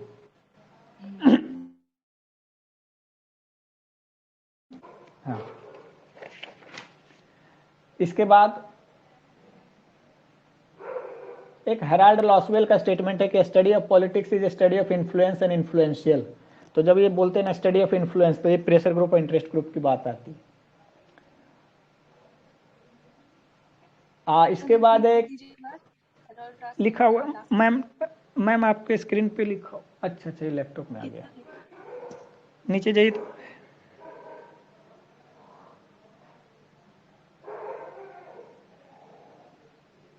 नहीं मिला, नहीं है, ठीक है, वो लैपटॉप में आ गया है, शायद मोबाइल में नहीं था। हेराल्ड लॉसवेल, एच लॉसवेल लिख दीजिए, LASWELL। Study of politics is study of influence and influential. Lasswell का स्पेलिंग सही है क्या, LASWELL? हाँ, study of politics is study of influence and influential. इसमें आप एक भी लिख सकते हैं कि एसपी हंटिंगटन ने जो पॉलिटिकल डिके दिया, जिसके कारण क्राइसिस ऑफ रिप्रेजेंटेशन आया, पॉलिटिकल डिके होने के कारण। तो क्राइसिस ऑफ रिप्रेजेंटेशन के कारण प्रेशर ग्रुप और इंटरेस्ट ग्रुप का रोल बढ़ गया, जो आपको सोशल मूवमेंट्स में भी दिखेगा। ये आपके एग्जाम में भी आया हुआ कि क्यों आप ये सब बढ़ रहे। मीरा चांडोके बोलती हैं कि फोकस सिविल सोसाइटी जो हुआ 1980s में ज़्यादा आया, और फिर क्राइसिस ऑफ रिप्रेजेंटेशन ही इनका भी एनालिसिस था कि उसके कारण ही ज़्यादा रोल आया। From older model of democracy जिसमें political party to newer models है जिसमें एनजीओ और इनफॉर्मल सिटीजन ग्रुप का भी रोल आने लगा, एक्टिव पार्टिसिपेशन होना, सिविल सोसाइटी का पार्टिसिपेशन बढ़ गया। आप लोकपाल में देख सकते हैं इंडिया अगेंस्ट करप्शन का एग्जाम्पल 2011 में। फिर जीन ब्लॉन्डेल थे जो उन्होंने मेंबरशिप और ऑब्जेक्टिव बेस्ड पे बताया। उन्होंने बोला कि डायनामिक मॉडल जो changes with changes in society होता है, ट्रेडिशनल से मॉडर्न सोसाइटी की तरफ मूव करता है, तो नेचर भी नॉन एसोसिएशनल से एसोसिएशनल की तरफ मूव करता है, और प्रोटेक्शनिस्ट से डेवलपमेंट, तो वही है, वो तो बता दिया। कंक्लूजन में बोलते हैं कि we can apply political modernisation theory that once urbanisation, industrialisation, rationalisation and secularisation take place, nation building take place और less role of ethnic politics होता है। एथनिक पॉलिटिक्स में याद है सारे आइडेंटिटी बेस्ड होते हैं, लैंग्वेज, रिलीजन, कास्ट जो भी आता है। तो pressure groups are slowly showing more bold form of political participation, जैसे कि आप एग्जांपल देख लीजिए यहाँ पर आरएसएस। मीन्स कोई रिलीजियस बेस्ड ऑर्गेनाइजेशन या कम्युनिटी बेस्ड ऑर्गेनाइजेशन कोई पार्टी बना ले तो उसमें दिखने लगता है, और वो ऑर्गेनाइजेशन भी रहे, नहीं तो फिर ऑर्गेनाइजेशन खुद ही ट्रांसफॉर्म हो जाए पार्टी में तो अलग बात है, पार्टी बन गया ना। आईएनसी के बारे में बोलते हैं ना, पहले वो मूवमेंट था, फिर सोशल मूवमेंट बना, फिर प्रेशर ग्रुप बना, फिर पॉलिटिकल पार्टी बन गई। अब एक है comparison between interest group and pressure group, exam में आया हुआ भी है। तो इंटरेस्ट ग्रुप और प्रेशर ग्रुप में जो कंपैरिजन है, इसमें नहीं होगा, उधर ही चला गया। तो इंटरेस्ट ग्रुप और प्रेशर ग्रुप में तो कंपैरिजन बता देता हूँ, एग्जैक्ट एकदम ऐसा नहीं है कि वाटर टाइट कंपैरिजन है, कंपैरेटिव है आपस में, एक कुछ में ज़्यादा है उसमें कम है, ऐसा वाला। नेचर कैसा होता है दोनों का, तो इंटरेस्ट ग्रुप होता है मोर और लेस प्रोटेक्टिव, अपने इंटरेस्ट को प्रोटेक्ट करता है। प्रेशर ग्रुप होता है protection and promotion both. Structure, तो इंटरेस्ट ग्रुप में भी फॉर्मल ऑर्गेनाइजेशन होता है, लेकिन प्रेशर ग्रुप में मोर स्ट्रिक्टली स्ट्रक्चर्ड होता है कि अब तो यही काम करना है, चलो लॉबिंग उठाते हैं, सब बढ़िया से ग्रुप ऑर्गेनाइज रहते हैं। ओरिएंटेशन जो है, इंटरेस्ट ग्रुप वाले इंटरेस्ट ओरिएंटेड रहते हैं, प्रेशर ग्रुप वाले प्रेशर टैक्टिक्स लगाते हैं। आउटलुक कैसा दिखता है, तो इंटरेस्ट ग्रुप वाले सॉफ्टवेयर दिखेंगे और प्रेशर ग्रुप वाले प्रेशर डालते हुए दिखेंगे, हार्शर। आउटपुट किनका क्या आता है, तो इंटरेस्ट ग्रुप मे और may not influence government action, but pressure group more successful in influencing government policy or action. Classification तो आप दोनों में डाल लीजिए, इंटरेस्ट ग्रुप में कम्युनल, इंस्टीट्यूशनल, एसोसिएशनल है, पीजी में जो प्रेशर ग्रुप में है एसोसिएशनल, नॉन इंस्टीट्यूशनल, एकोनॉमिक, वो वाला डाल लीजिए, अल्मोंड वाला। बाकी ऐसा ही है, इतना ही है, कुछ खास नहीं। आगे इसके बाद प्रेशर ग्रुप, इंटरेस्ट ग्रुप पे कुछ नहीं तो सोशल मूवमेंट पे चलेंगे।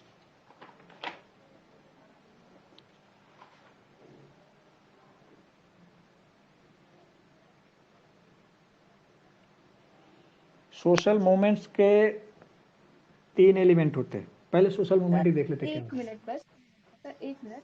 आपने बिगिनिंग में जब हम इंटरेस्ट और प्रेशर ग्रुप वाले टॉपिक पे आ रहे थे, तब आपने बिगिनिंग में कुछ बताया था, इंटरेस्ट ग्रुप किसी एक चीज पे फोकस करते हैं और प्रेशर ग्रुप किसी और चीज पे फोकस करते हैं, ऐसा कुछ बताया था अभी, कुछ एक वर्ड नहीं बोला था, pressure group is a technique and interest group is a objective.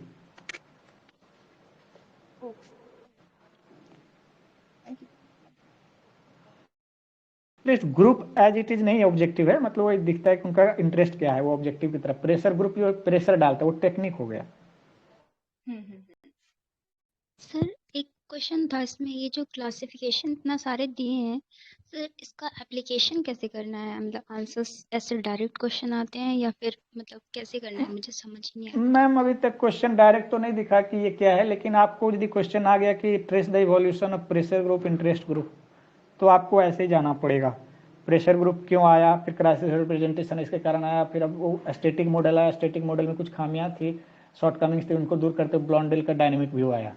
ऐसे यूज होगा यदि उन्होंने बोला तो। अदरवाइज आपको फिर ये देखना पड़ेगा कि कहीं पूछ दिया कि वेस्टर्न सोसाइटी में, हमारे सोसाइटी पॉलिटिकल सिस्टम में कैसा प्रेशर ग्रुप, कौन सा ज़्यादा है, तो आप फिर वहाँ पर आप आलमोंड वाला यूज कर लीजिएगा कि 2-3 वाला देखे, उधर का उनका 3 उधर है और बाकी हमारा इधर हो गया। फिर आप जीन ब्लॉन्डेल वाला भी यूज कर लीजिएगा कि डेवलपिंग में हमारा ऐसा है, डेवलप में वो ऐसा हो जाता है, तो दोनों मॉडल से आप एक्सप्लेन कर देंगे, ऐसे ऐसे एक्सप्लेन हो जाएगा यूजेज होने के। मिलाकर मसाला इतना ही है, आप जिस सब्जी में डालिए उस तरह का टेस्ट आएगा, ऐसा हो जाता है। तो स्टैटिक डाटा रहेगा ना, तो आप इसे यूज कर लेंगे PYQ के थ्रू या तो प्रैक्टिस करके टेस्ट। ये बेसिक है फंडा। सर आई हम लोग थिंक चल ये प्रेशर ग्रुप से ना एक क्वेश्चन शायद ये जीएस का है कि पता नहीं है, मुझे सब्जेक्ट तो पता नहीं चला, मतलब आई थिंक जीएस का ही है। ये क्वेश्चन था कि how are the activities pursued by pressure group different from lobbying, ठीक है, explain and what role do pressure groups play in polity, discuss. मतलब this was the question regarding pressure group. I think ये GS में आएगा, ठीक है, तो ये भी एक ध्यान रख लीजिएगा। और ये pressure group different from lobbying, तो लॉबिंग था ना, ये अभी आया था ना। जी जी, प्रेशर ग्रुप एक ग्रुप है, और वो भी प्रेशर ग्रुप भी एक टेक्निक है। Lobbying is one of those techniques. और लॉबिंग के बारे में जीएस में लिखिएगा तो फिर यूएसए में वहाँ पर वैलिड है, हमारे यहाँ इलीगल है। फिर लॉबी से क्या घाटे फायदे ये भी लिखने लगेंगे जीएस में, यहाँ पर ये नहीं लिखेंगे। प्रेशर ग्रुप में तो बहुत सारा ब्रॉड आइडिया है। लॉबिंग फिर हो जाता है कि जिनके पास जितना पैसा है उतना लॉबी, कुल मिलाकर होता तो यही है। इंडिया भी वहाँ जाकर पैसे देकर, पाकिस्तान अपने हिसाब से पैसे देकर लॉबी करते रहते हैं ना। सीनेटर में इन्होंने ये सीनेटर ने ये बोला, वो सीनेटर ने ये बोला, पैसे लेकर बोलते हैं और क्या बोलते हैं। तो जिनका जितना लॉबी है, अब इंडिया का ज़्यादा डायस्पोरा है, ज़्यादा बिजनेस होता है, एक सीनेटर को पकड़ा के देख तुझे ये दूंगा वो दूंगा, ऐसा करूँगा तुम्हारा बिजनेस बढ़ा दूंगा, बोल। अब वो आके बोल देते हैं, ये लॉबी। हमारे यहाँ इलीगल है। अदरवाइज क्या होगा, इतनी ज़्यादा डाइवर्सिटी है, सोशल ये फिसिपियरस टेंडेंसीज है, इतने सारे डाइवर्सिटी है ना कि एक जो चढ़ गया ना वो चढ़ता ही चला जाएगा, फिर लो हो गया पॉलिटिकल सिस्टम कोलैप्स, लास्ट में हैक्ड हो जाएगा। तो ठीक है, ये तो उधर चला गया, बाकी जो है जैसे अपनी जगह है। हम लोग अब चलते हैं सोशल मूवमेंट्स पे। तो सोशल मूवमेंट्स क्या है?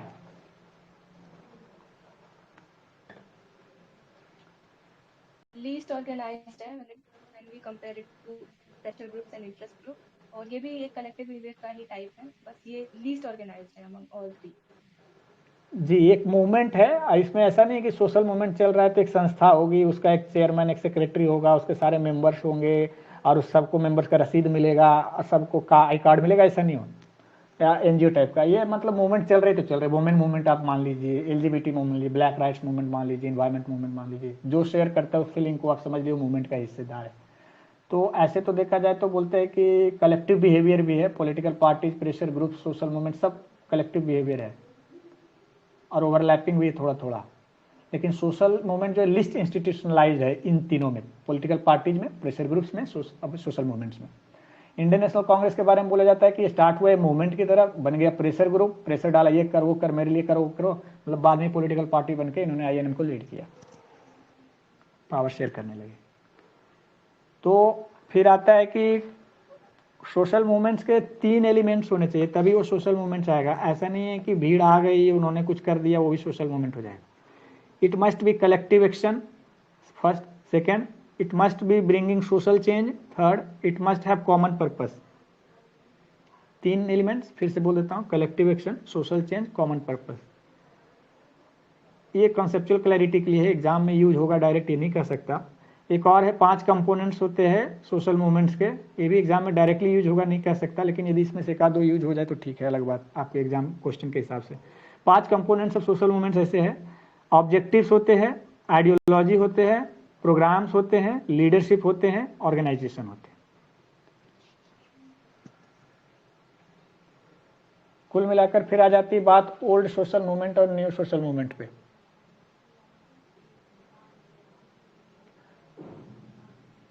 सर एक बार ये जो लिबरल पर्सपेक्टिव और मार्क्सिस्ट पर्सपेक्टिव लिखा हुआ है सोशल मूवमेंट के regarding,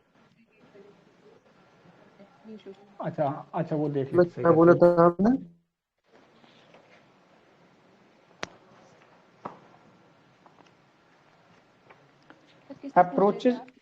approaches to study social movement जो है, लिबरल है, गांधीयन है, मार्क्सिस्ट है, स्ट्रक्चरल फंक्शनल है, रिसोर्स मोबिलाइजेशन थ्योरी है, रिलेटिव डिप्रिवेशन थ्योरी है।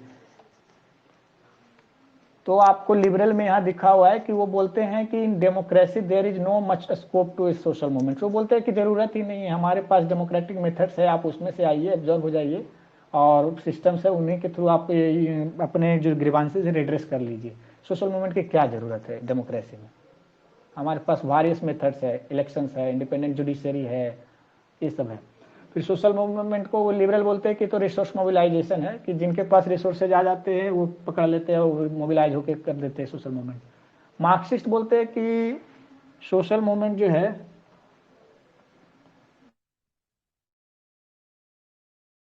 मार्क्सिस्ट बोलते हैं कि सोशल मूवमेंट जो है कॉन्फ्लिक्ट के कारण रेज होता है। इसमें सोशल कॉन्फ्लिक्ट हो सकते हैं, ethnic conflict, religion conflict, regional conflict, but core में रहेगा एक कॉन्फ्लिक्ट। क्लास बेस्ड कॉन्फ्लिक्ट हो सकता है, इकोनॉमिक कॉन्फ्लिक्ट भी हो सकता है। ये मार्क्सिस्ट अप्रोच है।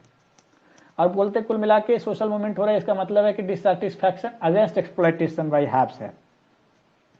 किस प्रकार का हैव्स है वो देखेंगे। एक ऑर्थोडॉक्स मार्क्सिस्ट में कहते हैं सबाल्टर्न, वो बोलते हैं हिस्ट्री फ्रॉम बिलो पढ़ो, सबाल्टर्न स्टडी। आप लोग सिर्फ उसी इकोनॉमी वाले पढ़ रहे हो, हिस्ट्री फ्रॉम बिलो मासेज को देखिए, वोमेन्स को देखिए, वल्नरेबल सेक्शन को देखिए, दलित को देखिए, माइनॉरिटीज को देखिए, ऐसा वाला है। फिर आता है इसके बाद स्ट्रक्चरल फंक्शनल वाला, इसमें स्कॉलर का नाम है, मुझे लगता है ये सब यूज नहीं होगा, बस बता देता हूँ आइडिया। ये बोलते हैं कि mass movements are product of mass societies which are extremist and anti democratic. तो ये बोलते हैं कि इंडिया में कुछ स्ट्रक्चर होते हैं, स्ट्रक्चर का फंक्शन अच्छा से नहीं होता, इसके कारण आ जाते हैं। जैसे रजनी कोठारी बोलते हैं कि direct action was inevitable in Indian parliamentary democratic system.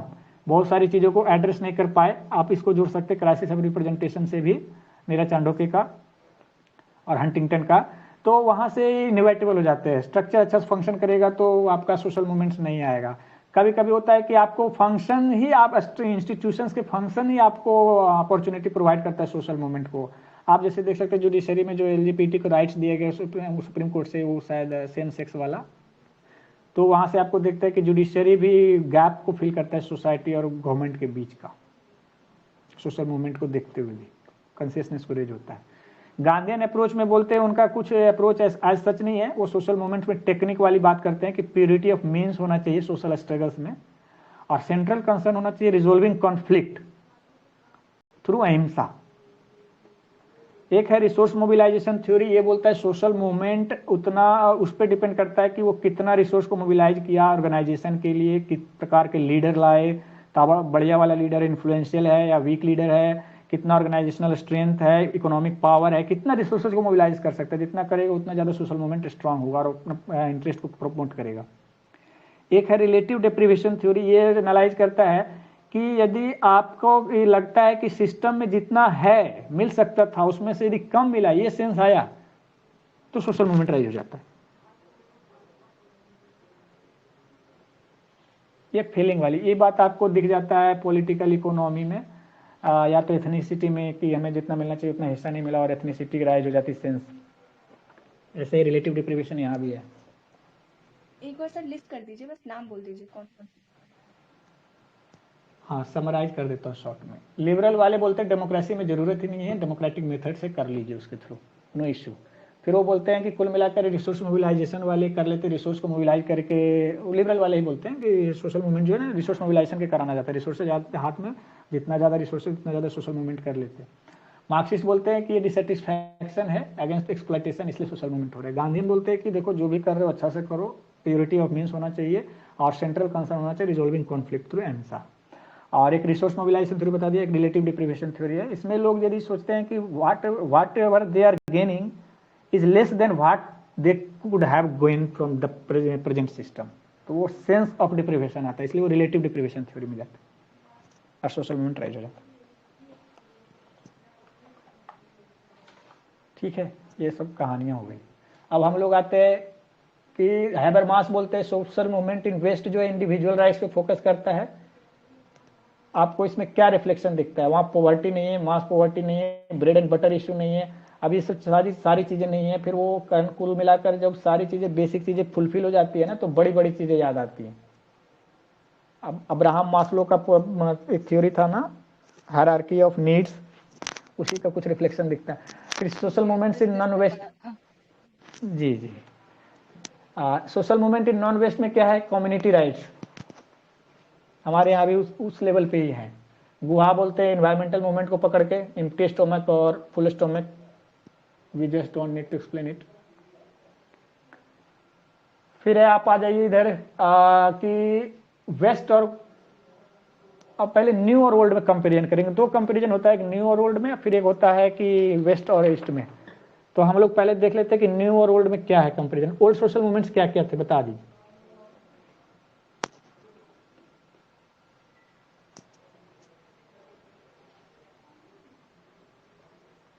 ये हमारे पेपर 1 सेक्शन 2 में भी यूज होता है, वहां पर मैंने छोड़ा था आज के लिए। ओल्ड सोशल मूवमेंट्स का और न्यू सोशल मूवमेंट्स का ये लिखा होगा शायद इसमें, है ना? लिखा होगा, ये लिखा तो है। हाँ कर देता हूँ इसे। गोल के रेस्पेक्ट में देखते हैं कि ओल्ड सोशल मूवमेंट्स जो थे लेफ्ट मूवमेंट्स थे, emerge in Europe against exploitation by capitalism in 19th century, और earliest social movement in west where workers movement, ये ओल्ड था और उनका गोल था। न्यू सोशल मूवमेंट का गोल क्या हो गया कि 1960s में स्टार्ट हुआ। आप टाइम भी देख सकते हैं, आप इसको टेम्पोरल क्लासिफिकेशन भी कर सकते हैं, दो भाग में इसको। तो स्टार्ट हुआ 1960s में और कंसर्न था development issue like human rights, protection environment, peace, disarmament. आप इसको देखते प्रोमोशनल वाला टाइप का है प्रेशर ग्रुप में। आइडियोलॉजी में ओल्ड सोशल मूवमेंट मार्क्सिस्ट में चले जाते हैं, न्यू सोशल मूवमेंट में आप मल्टीपल आइडियोलॉजी जाएंगे, फेमिनिज्म है, इन्वायरमेंटलिज्म है, गांधीज्म है, पोस्ट मॉडर्निज्म है। क्लास पेनिट्रेशन देखते हैं तो ओल्ड वाले थे मेनली पुअर लेबर क्लास में, न्यू वाले हैं middle and higher middle class में। अपर वाले क्यों करेंगे सोशल मूवमेंट, उनको सोसाइटी से मतलब जो सोच सकते हैं। और lower class, economically lower class, उनको टाइम ही नहीं है सोचने का, मतलब लोएस्ट एट द नीड है, बेचारे फिजिकल नीड्स में लगे रहते हैं। मेथोडोलॉजी पे जाते हैं तो ओल्ड सोशल मूवमेंट्स में political methods like direct action, protest, strikes करते थे। न्यू सोशल मूवमेंट्स में लिटरेसी है, कल्चरल मीडियम है, नुक्कड़ नाटक है, पैम्पलेट है, आप जो सोच सकते हैं सोच लीजिए। सोशल मीडिया जी लेटेस्ट, सही मैम। ओरिएंटेशन में ओल्ड सोशल मूवमेंट का था मटेरियलिस्टिक थे, मुझे पैसे चाहिए, मुझे सुविधाएं चाहिए, फिजिकल नेसेसिटी चाहिए, वो उस समय दिख रहे थे। अब non social movement, new social movement में नन मटेरियलिस्ट है। अब ऐसा नहीं है, अब यदि आप आ जाओगे ना पोस्ट कॉलोनियल में, तो यहाँ भी मटेरियलिस्ट है, बेचारे अभी उसी लेवल पे फाइट कर रहे हैं, ठीक है। लेकिन हम लोग यहाँ न्यू सोशल मूवमेंट जो है ना, ये क्लासिफिकेशन जो उन्होंने किया है ना, आपको वेस्ट का मोस्टली दिखेगा स्कॉलर में, इसलिए हो रहा है नन मटेरियलिस्ट है। फिर भी देखेंगे कि न्यू में नन मटेरियलिस्ट तो है और मटेरियलिस्ट भी है। डिमांड तो उनका गुड इकोनॉमिक्स होता था, आप समझ लीजिए मार्क्सिस्ट के थ्रू कि गुड इकोनॉमिक्स क्या है। और न्यू सोशल मूवमेंट में है कि नन क्वालिटी डेवलपमेंट करो, इकोनॉमिक ग्रोथ की जगह इकोनॉमिक डेवलपमेंट, अमर्त्य सेन वाला। रिस्पांस क्या रहा कि ओल्ड सोशल मूवमेंट वाले ने गेन किया वेलफेयर स्टेट कैपिटलिस्ट सोसाइटी में भी, और न्यू सोशल मूवमेंट का है कि बाय स्टेट और एकेडमिक, स्टेट ने कुछ कुछ दिया, आप जैसे आपने बोला था ना उनको कि शायद दिया था सुप्रीम कोर्ट ने PIL के थ्रू कुछ चीजें दिया, फिर एकेडमिक में भी रिस्पांस मिलता है, हमारा एक न्यू सोशल मूवमेंट डिबेट का हिस्सा बनता है। ओल्ड सोशल मूवमेंट क्या है, अब देखो कि डेवलपिंग कंट्रीज में क्या है, बहुत old social and new social movement चलता है। पॉवर्टी हमारे पास, इनइक्वालिटी है। तो जब भी इन्वायरमेंट पे क्वेश्चन लिखते हैं ना पेपर 2 सेक्शन 1 में आगे जाके ग्लोबल कंसर्न, वहाँ भी लिखते हैं कि हमारा इन्वायरमेंटलिज्म जो है वेस्ट के इन्वायरमेंटलिज्म से अलग है, एम्प्टी स्टोमक है ना हमारा। और न्यू सोशल मूवमेंट में आपको गांधीयन एक्सपीरियंस भी दिखता है हमारा। एक और डिफरेंस है इन दोनों में कि जो ओल्ड सोशल मूवमेंट्स है वो स्टेट की तरफ डायरेक्टेड थी, वो स्टेट से कुछ डिमांड कर रही थी। लेकिन जो न्यू सोशल मूवमेंट्स है वो सोसाइटी से भी डिमांड कर रही है, जैसे गे राइट मूवमेंट्स हुई, ये सब सोसाइटी की भी सोच बदलने की कोशिश कर रहे हैं। तो वो वहाँ पे एक आइडिएशनल स्ट्रक्चर आ गया है। और दूसरी बात कि वो सोसाइटी से डिमांड कर रही है। और एक और डिफरेंस है कि ओल्ड सोशल मूवमेंट्स फोकस करती हैं पावर कैप्चरिंग पे, या तो वो जो बिल्कुल पावर डिप्राइव्ड है वो थोड़ी सी उनको इन्फ्लुएंस करे, थोड़ा पावर मिले, ये चाह रहे होते हैं। न्यू सोशल मूवमेंट का मेजर जो फोकस होता है वो होता है कॉन्शियसनेस रेज करना। जी ठीक है। अब देख लेते हैं कि वेस्ट और नॉन वेस्ट में क्या डिफरेंस है।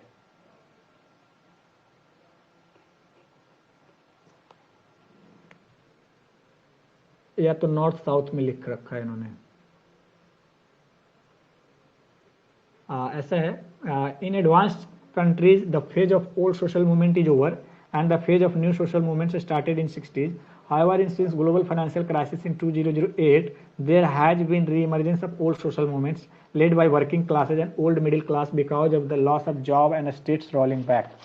तो एग्जाम्पल याद आ रहा है, occupy wall street, VR99, yellow vest in France.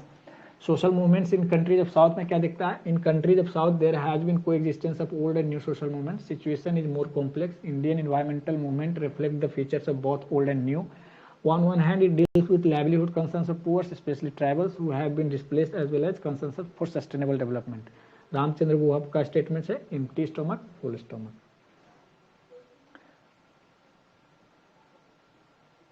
Habermas बोलते हैं कि even for advocacy groups of western world field of operation is non western world. वो हल्ला करते हैं ना, वो अपना ग्रेटा थनबर्ग ये करो वो करो, लास्ट में असर कहाँ दिखता है कि इंडिया चाइना ये बंद करो वो बंद करो, नेशनल थर्मल पावर को ये बंद करो, मिनिमाइज करो।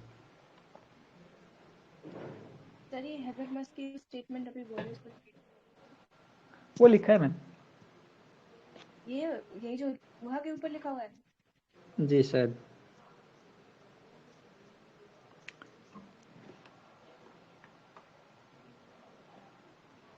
अल्बर्ट मेलुकी क्या बोलते हैं, अभी लास्ट में जा रहा है, ये मुझे समझ में नहीं आया क्या लिखा है, लिख दिया भूल गया।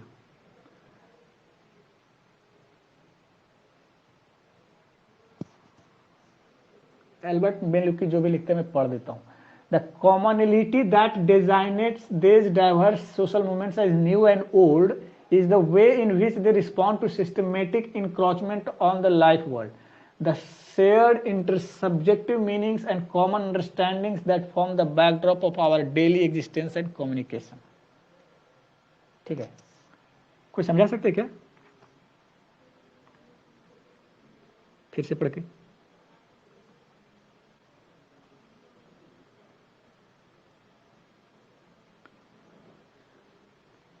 नहीं तो इसे छोड़ते हैं, इतना यूजफुल नहीं कि इसको लिख ही देंगे एग्जाम में, इतना लंबा ये याद ही नहीं रहेगा। इसका एक आइडिया रख लो बस, कॉमनलिटी होती कुछ। डॉग मैक एडम्स ने डिफिनेशन देते सोशल मूवमेंट का है, जो आप कहीं भी लिख सकते हैं, डायरेक्ट है कि it is organised efforts to promote और resist changes in social structure that involves resource to non institutional forms of political participation, recourse to non institutional forms of political participation. तो इस डिफिनेशन में क्या क्या element है कि organised efforts है, फिर प्रोमोट और रेजिस्ट चेंजेस को करता है, सोशल स्ट्रक्चर में प्रमोट भी कर सकता है, रेजिस्ट भी कर सकता है चेंजेस को, और इट इन्वॉल्व रिकोर्स लेता है नॉन इंस्टीट्यूशनल फॉर्म्स को पॉलिटिकल पार्टिसिपेशन, मतलब प्रॉपर नहीं करता उसको। FUCHS है, फुच है, इनका नाम ही शायद है। NSM के बारे में लिखता है कि 1990s में इवॉल्व हुआ views as irrational result of personal grievances and discontent. ये NSM को एनालाइज करते हैं फर्स्ट, आप बोलते हैं कि 1990s में हुआ है NSM और viewed as irrational and result of personal grievances and discontent response to changing social political economic structure in post industrialist society, जो भी है। और एक होता है कि cycle of social movements, last stage में ये इंस्टीट्यूशनलाइजेशन ही हो जाता है सोशल मूवमेंट। जैसे हम लोग कांग्रेस पार्टी को देख लिए थे कैसे वो पार्टी बन गई। मिलर ने बोलता है 4 तरीके होते हैं इनके निपटने के। रिप्रेशन या तो बाय अथॉरिटी कर ले, यूएसए अगेंस्ट लेफ्ट ऑर्गेनाइजेशन इन 1960s, उनको निपटा दिया। तो कोऑप्टेशन कर लीजिएगा, पर्क और पोजीशन देके, जैसे दलित लीडर्स में आप लोग देख सकते हैं एग्जांपल हमारे यहाँ कि सारे मेजर पार्टी ने उनको कोऑप्ट कर लिया, बड़े बड़े लीडर्स को ही, फिर भी 1-2 बचे हुए ऑटोनोमस। सक्सेस हो जाए मिल जाए, जैसे लोकल स्मॉल पर्पस मूवमेंट है, छोटा सा है, वो हो गया, सक्सेस मिल गया, बांध बन गया, वो सरदार सरोवर वाला बाई चांस नहीं हुआ वो अलग बात है, लेकिन हो जाता तो वो भी डिसिपेट हो जाता है। फेलियर हो जाए कि आपस में फैक्शनलिज्म आ जाए, इनकैप्सुलेशन आ जाए, मैं ये करूंगा मैं वो करूंगा, आप जैसे तो ठीक है, वो भी डिसिपेट हो जाता है। और कभी कभी इस्टेब्लिश विद मेन स्ट्रीम हो जाता है, जैसे वुमेन्स मूवमेंट, ऑटोनोमस इंडिया में रहा ही नहीं, उधर ही चले गए।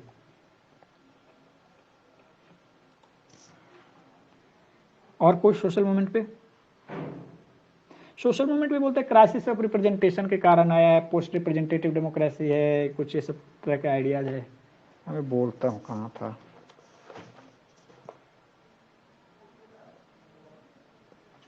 कि सोशल मूवमेंट के राइज होने के कारण क्या है। एक बोलते हैं कि new issues of ecology, feminism, ecofeminism, human rights are shaped by post modernism, post industrial aspirations of the people. David Mayer and Sidney Taro herald the rise of social movement society. वो बोलते हैं कि social movement society ही आ गया है। तो David mayor का spelling है DAVID space MEYER और सिडनी टैरो का स्पेलिंग है SIDNEY स्पेस TARROW। अरब स्प्रिंग्स को भी आप एग्जाम्पल में लिख सकते हैं सोशल मूवमेंट्स में इंटरनेशनल लेवल पे। और एक है अलान रोसेनथाल ALAN space ROSENTHAL notes that Alan Rosenthal notes that across the world there is increased participation but a decline of representative democracy. इसके कारण सोशल मूवमेंट्स का, न्यू सोशल मूवमेंट्स का स्पेस मिलता है, स्पेस नहीं काउज मिलता है, स्पेस तो आपको डेमोक्रेसी ही देगा। और एक साथ में है की पार्टिसिपेशन के बाद क्या था? Increase participation but A decline of representative democracy. कि पार्टिसिपेशन तो इंक्रीज हो गया लेकिन रिप्रेजेंटेटिव डेमोक्रेसी में ट्रू रिप्रेजेंटेशन हो नहीं रहा है, रिफ्लेक्ट नहीं कर रहे। और ये फिर डेविड एक मेयर और ये सिडनी कैरो ने क्या बोला था? उन्होंने बोला था कि सोशल मूवमेंट सोसाइटी आ गया है, there has been a rise of social movement society.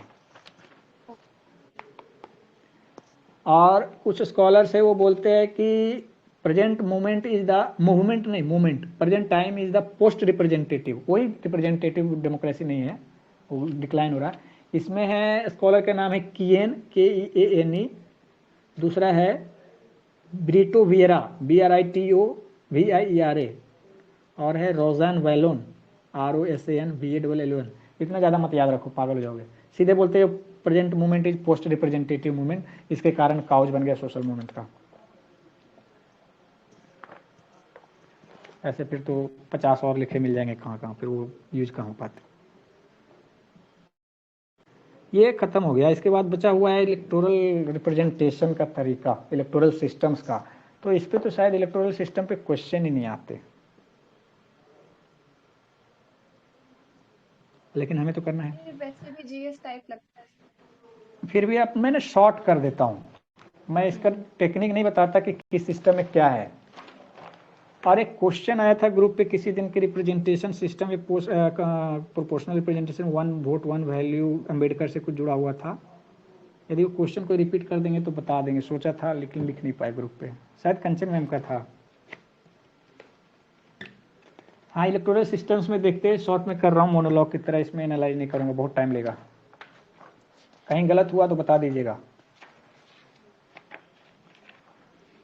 Types of electoral system है, पहला है मेजोरिटेरियन, दूसरा है प्रोपोर्शनल। प्रोपोर्शनल में है सिंगल ट्रांसफरेबल वोटर और दूसरा है लिस्ट सिस्टम। मेजोरिटेरियन में है simple majoritarian, first pass the post भी आता है इसमें, प्लुरलिटी सिस्टम भी आता है इसमें। दूसरा मेजोरिटेरियन टाइप है सेकंड बैलेट सिस्टम जो कि फ्रांस में है। तीसरा मेजोरिटेरियन है अल्टरनेटिव वोट सिस्टम जो कि ऑस्ट्रेलिया में है, हाउस ऑफ रिप्रेजेंटेटिव में यूज होता है।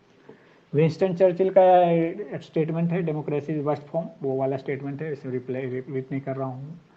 बोला जाता है कि आइडियल डेमोक्रेसी तो डायरेक्ट है, लेकिन सेकंड बेस्ट आप इस समझ सकते हैं कि रिप्रेजेंटेटिव है। ये जेएस मिल का था या जॉन लॉक का था? जेएस मिल का ही था ना सेकंड बेस्ट।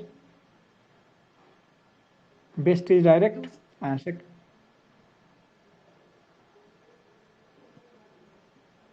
जेएस मिल का था। थिंकर कौन से बोल रहे थे आप? दूसरे थिंकर कौन से बोल रहे थे? एक तो मिल बोला था और दूसरा कौन बोला था? लॉक। मिल मिल ही थे, हाँ जी, थैंक यू। कुल मिलाकर द बेस्ट प्रैक्टिकेबल है, सेकंड बेस्ट है, वो तो मान लिया कॉम्प्लेक्सिटी सिस्टम में है। डायरेक्ट डेमोक्रेसी से आप जनरल विल में पहुंच सकते हैं, लेकिन यहाँ पर ठीक है, चलेगा, बेस्ट प्रैक्टिकेबल है। So there should be minimum wastage of votes. बोला जाता है कि one of the challenge of a scholar is how to ensure the representativeness of the elections होते हैं, उसका रिप्रेजेंटेटिवनेस कैसे देखेंगे? It requires that there should be minimum wastage of votes and the views of more and more people are represented. अब जैसे first past post हमारे India में क्या है कि जो जीत गए वो जीत गए, बाकी का कुछ नहीं।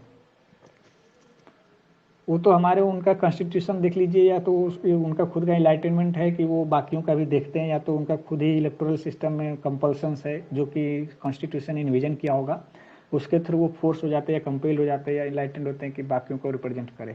अदरवाइज वो मतलब अथॉरिटेटिवली रिप्रेजेंटेड होते हैं बट इनडायरेक्ट रहते हैं। टैसिट उसको बोलते हैं ना, इम्प्लिसिट कंसेंट।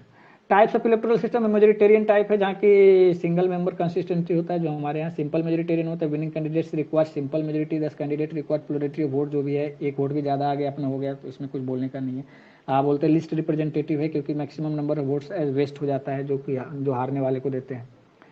आज उन्होंने स्टडी में भी जो उन्होंने नाम ही भूल गया, जो सर ने शेयर किया था ना, सवा सर ने, उन्होंने लिखा हुआ था कि कुछ लोग इसलिए कैंडिडेट को वोट देते हैं कि उनको लगता है हमारा वोट बर्बाद ना हो, इसलिए जो जीत रहे हैं, जिनकी हवा बनती है, बना दिया जाता है, उन्हीं को वोट दे देते हैं, इसलिए हवा बनाया भी जाता है।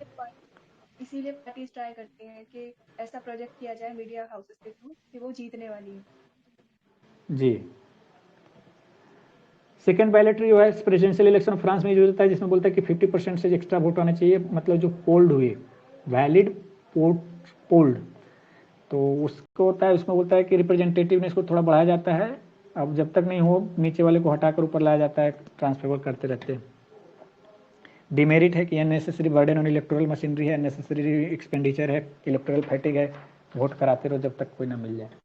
अल्टरनेटिव वोट सिस्टम है, इसमें बोलते हैं ये ऑस्ट्रेलिया में यूज होता है, member of house of representative election in Australia का है, winning candidate needs absolute majority, it is an improvement over second ballot, in order to avoid the second ballot voters are expected to write their preferences in the first round of counting. If no candidate gets absolute majority, then the candidate who has been the least preferred shall be eliminated. और जो first preference दिए थे eliminated candidates को, उनका second preference को देखा जाता है, उसके बाद वोट ट्रांसफर कर दिया जाता है। प्रोपोर्शनल रिप्रेजेंटेशन में है कि even when absolute majority is adopted the preferences of many voters remain unrepresented.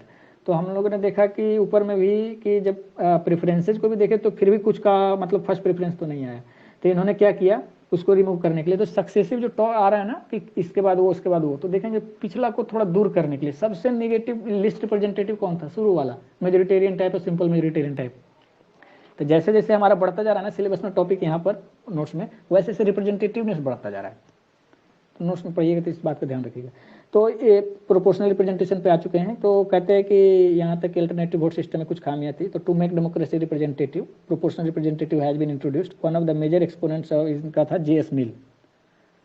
तो proportional representation results into multi party multi member constituency. There are two major types, proportional representation by single transferable vote और दूसरा है list system.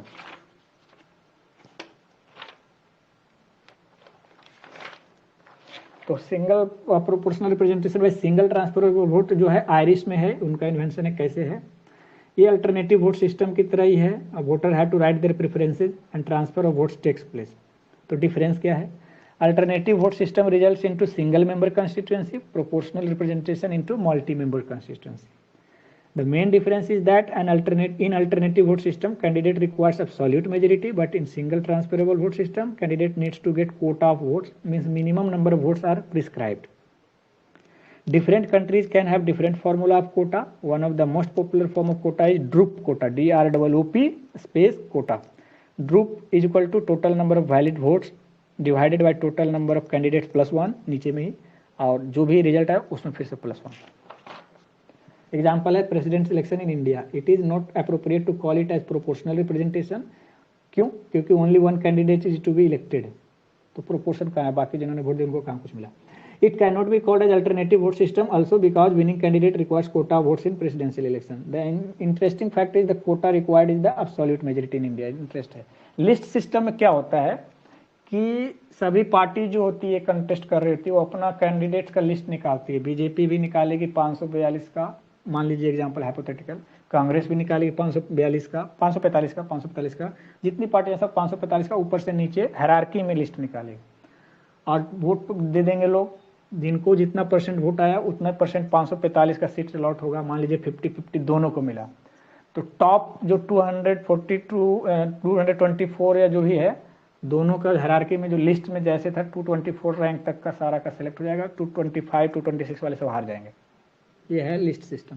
तो it is most representative, most favourable to minorities, common in continental Europe. Both the methods of proportional representation resulting to multi party system. इसलिए याद कीजिए वहां पर लिखा हुआ था कि कॉन्टिनेंटल यूरोप में 2 पार्टी सिस्टम या अल्टरनेट सिस्टम नहीं था, टर्नओवर वाला। एंड कोalition गवर्नमेंट भी आ जाती है बार बार। It makes democracy constitutional and it is based on consensus. In list system the entire country is considered as a constituency, voters will vote for the party, each party will get seats in the legislature in proportion of the votes। तो क्यों ये list system बोलते हैं? क्योंकि each party will bring the list of the candidate since the number of seats in legislature will depend on the percentage of votes सब। तो वही वाला जो बता दिया। मेरिट्स क्या है? तो minimum number of votes are wasted और good for minorities who can concentrate their votes, कि आप अपनी पार्टी को जिसको देना है प्रीफर कर दीजिए परसेंटेज के हिसाब से, उतने परसेंट सीट्स तो फिक्स हो जाएंगे उनकी उस पार्टी की। It is better democratic secular model than separate electorate as far as minority is considered. No need for reservation for weak candidates like women, tribals. They can be brought to the legislature by the party. तो आप यदि women ने खुद party बना लिया तो वो भी अपने परसेंटेज के हिसाब से देने, तो समझ लीजिए कि 50% हो जाएगा। आपको लगता है ये होगा? ये है पार्टी सिस्टम। इसमें प्लीज डाउट मत पूछिएगा, नहीं तो मैं क्लीन बोल्ड हो जाऊंगा। किन्हीं को बताना तो बता दीजिए।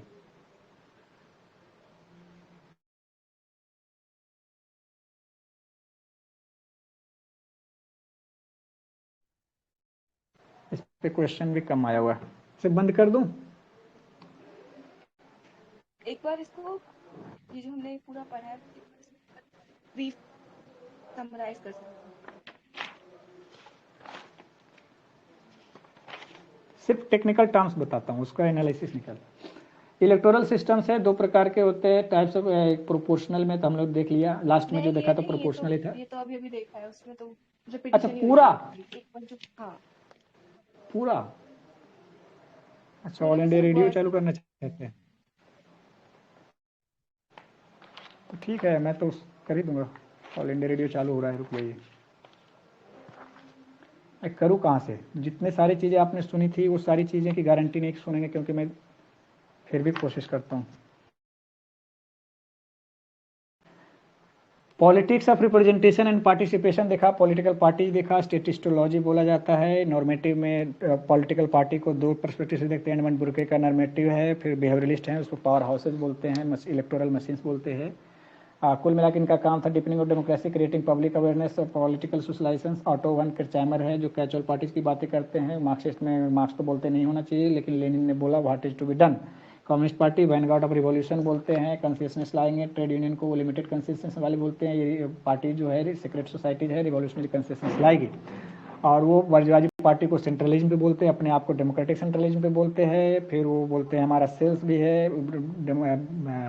पिरामिडिकल है, वर्जवाजी वाले हायरार्किकल है। हमारा बॉटम अप टॉप डाउन दोनों है, उनका सिर्फ टॉप डाउन है। ये डेमोक्रेटिक सेंट्रलिज्म का बता दिया था कि नीचे वाले डिमांड करते हैं, फिर उनको वर्केबल प्रोग्राम में भेजा जाता है, ऊपर से उनको टर्न किया जाता है वर्केबल प्रोग्राम में, फिर उसको सभी लोग एग्जीक्यूट करते हैं। सारा हायरार्की, पूरा सिस्टम, ऑर्गेनाइजेशन। रॉबर्ट मिशेल का पॉलिटिकल पार्टी नाम का बुक था, मॉरिस डिवर्जर का भी पॉलिटिकल पार्टी है। रॉबर्ट मिशेल ने बोला आयरन लॉ ऑफ ओलिगार्की, यहाँ तक कि कम्युनिस्ट वाले में यही हाल है। मॉरिस डिवर्जर ने बोला बिहेवियरल अप्रोच लगाते हैं कि डिवर्जर्स लॉ एक है कि relationship between electoral system and party system. उन्होंने बोला जो बोला, electoral system is majoritarian country will have 2 party system और in proportional representation will have multi party system with exception of India.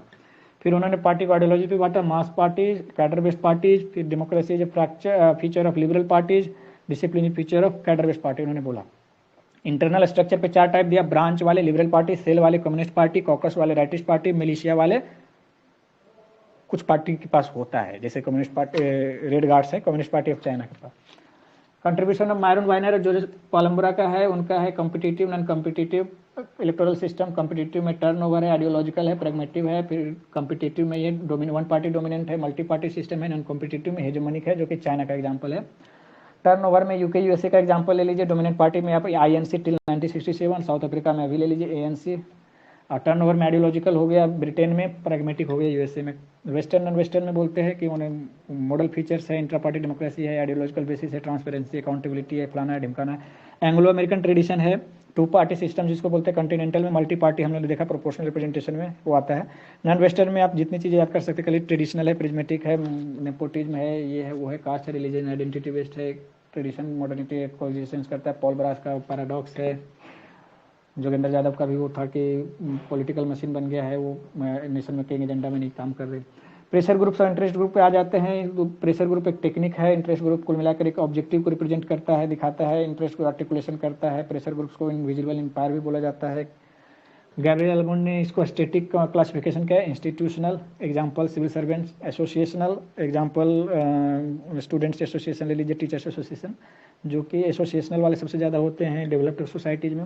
Non associational example ले लीजिए based on religion, caste, language, that is identity. Economic जो कि आया गया तो western में सबसे ज़्यादा हो गया एसोसिएशनल, बाकी 3 ज़्यादा होते हैं डेवलपिंग में। जीन ब्लॉन ने डायनेमिक मारा, इन्होंने बोला टर्म्स ऑफ मेंबरशिप में डेवलपिंग में कम्युनल होता है, डेवलप में एसोसिएशनल होता है, इधर मूव कर जाता है। टर्म्स ऑफ गोल्स डेवलपिंग में प्रोटेक्टिव होता है, डेवलप में प्रमोशनल में मूव कर जाता है।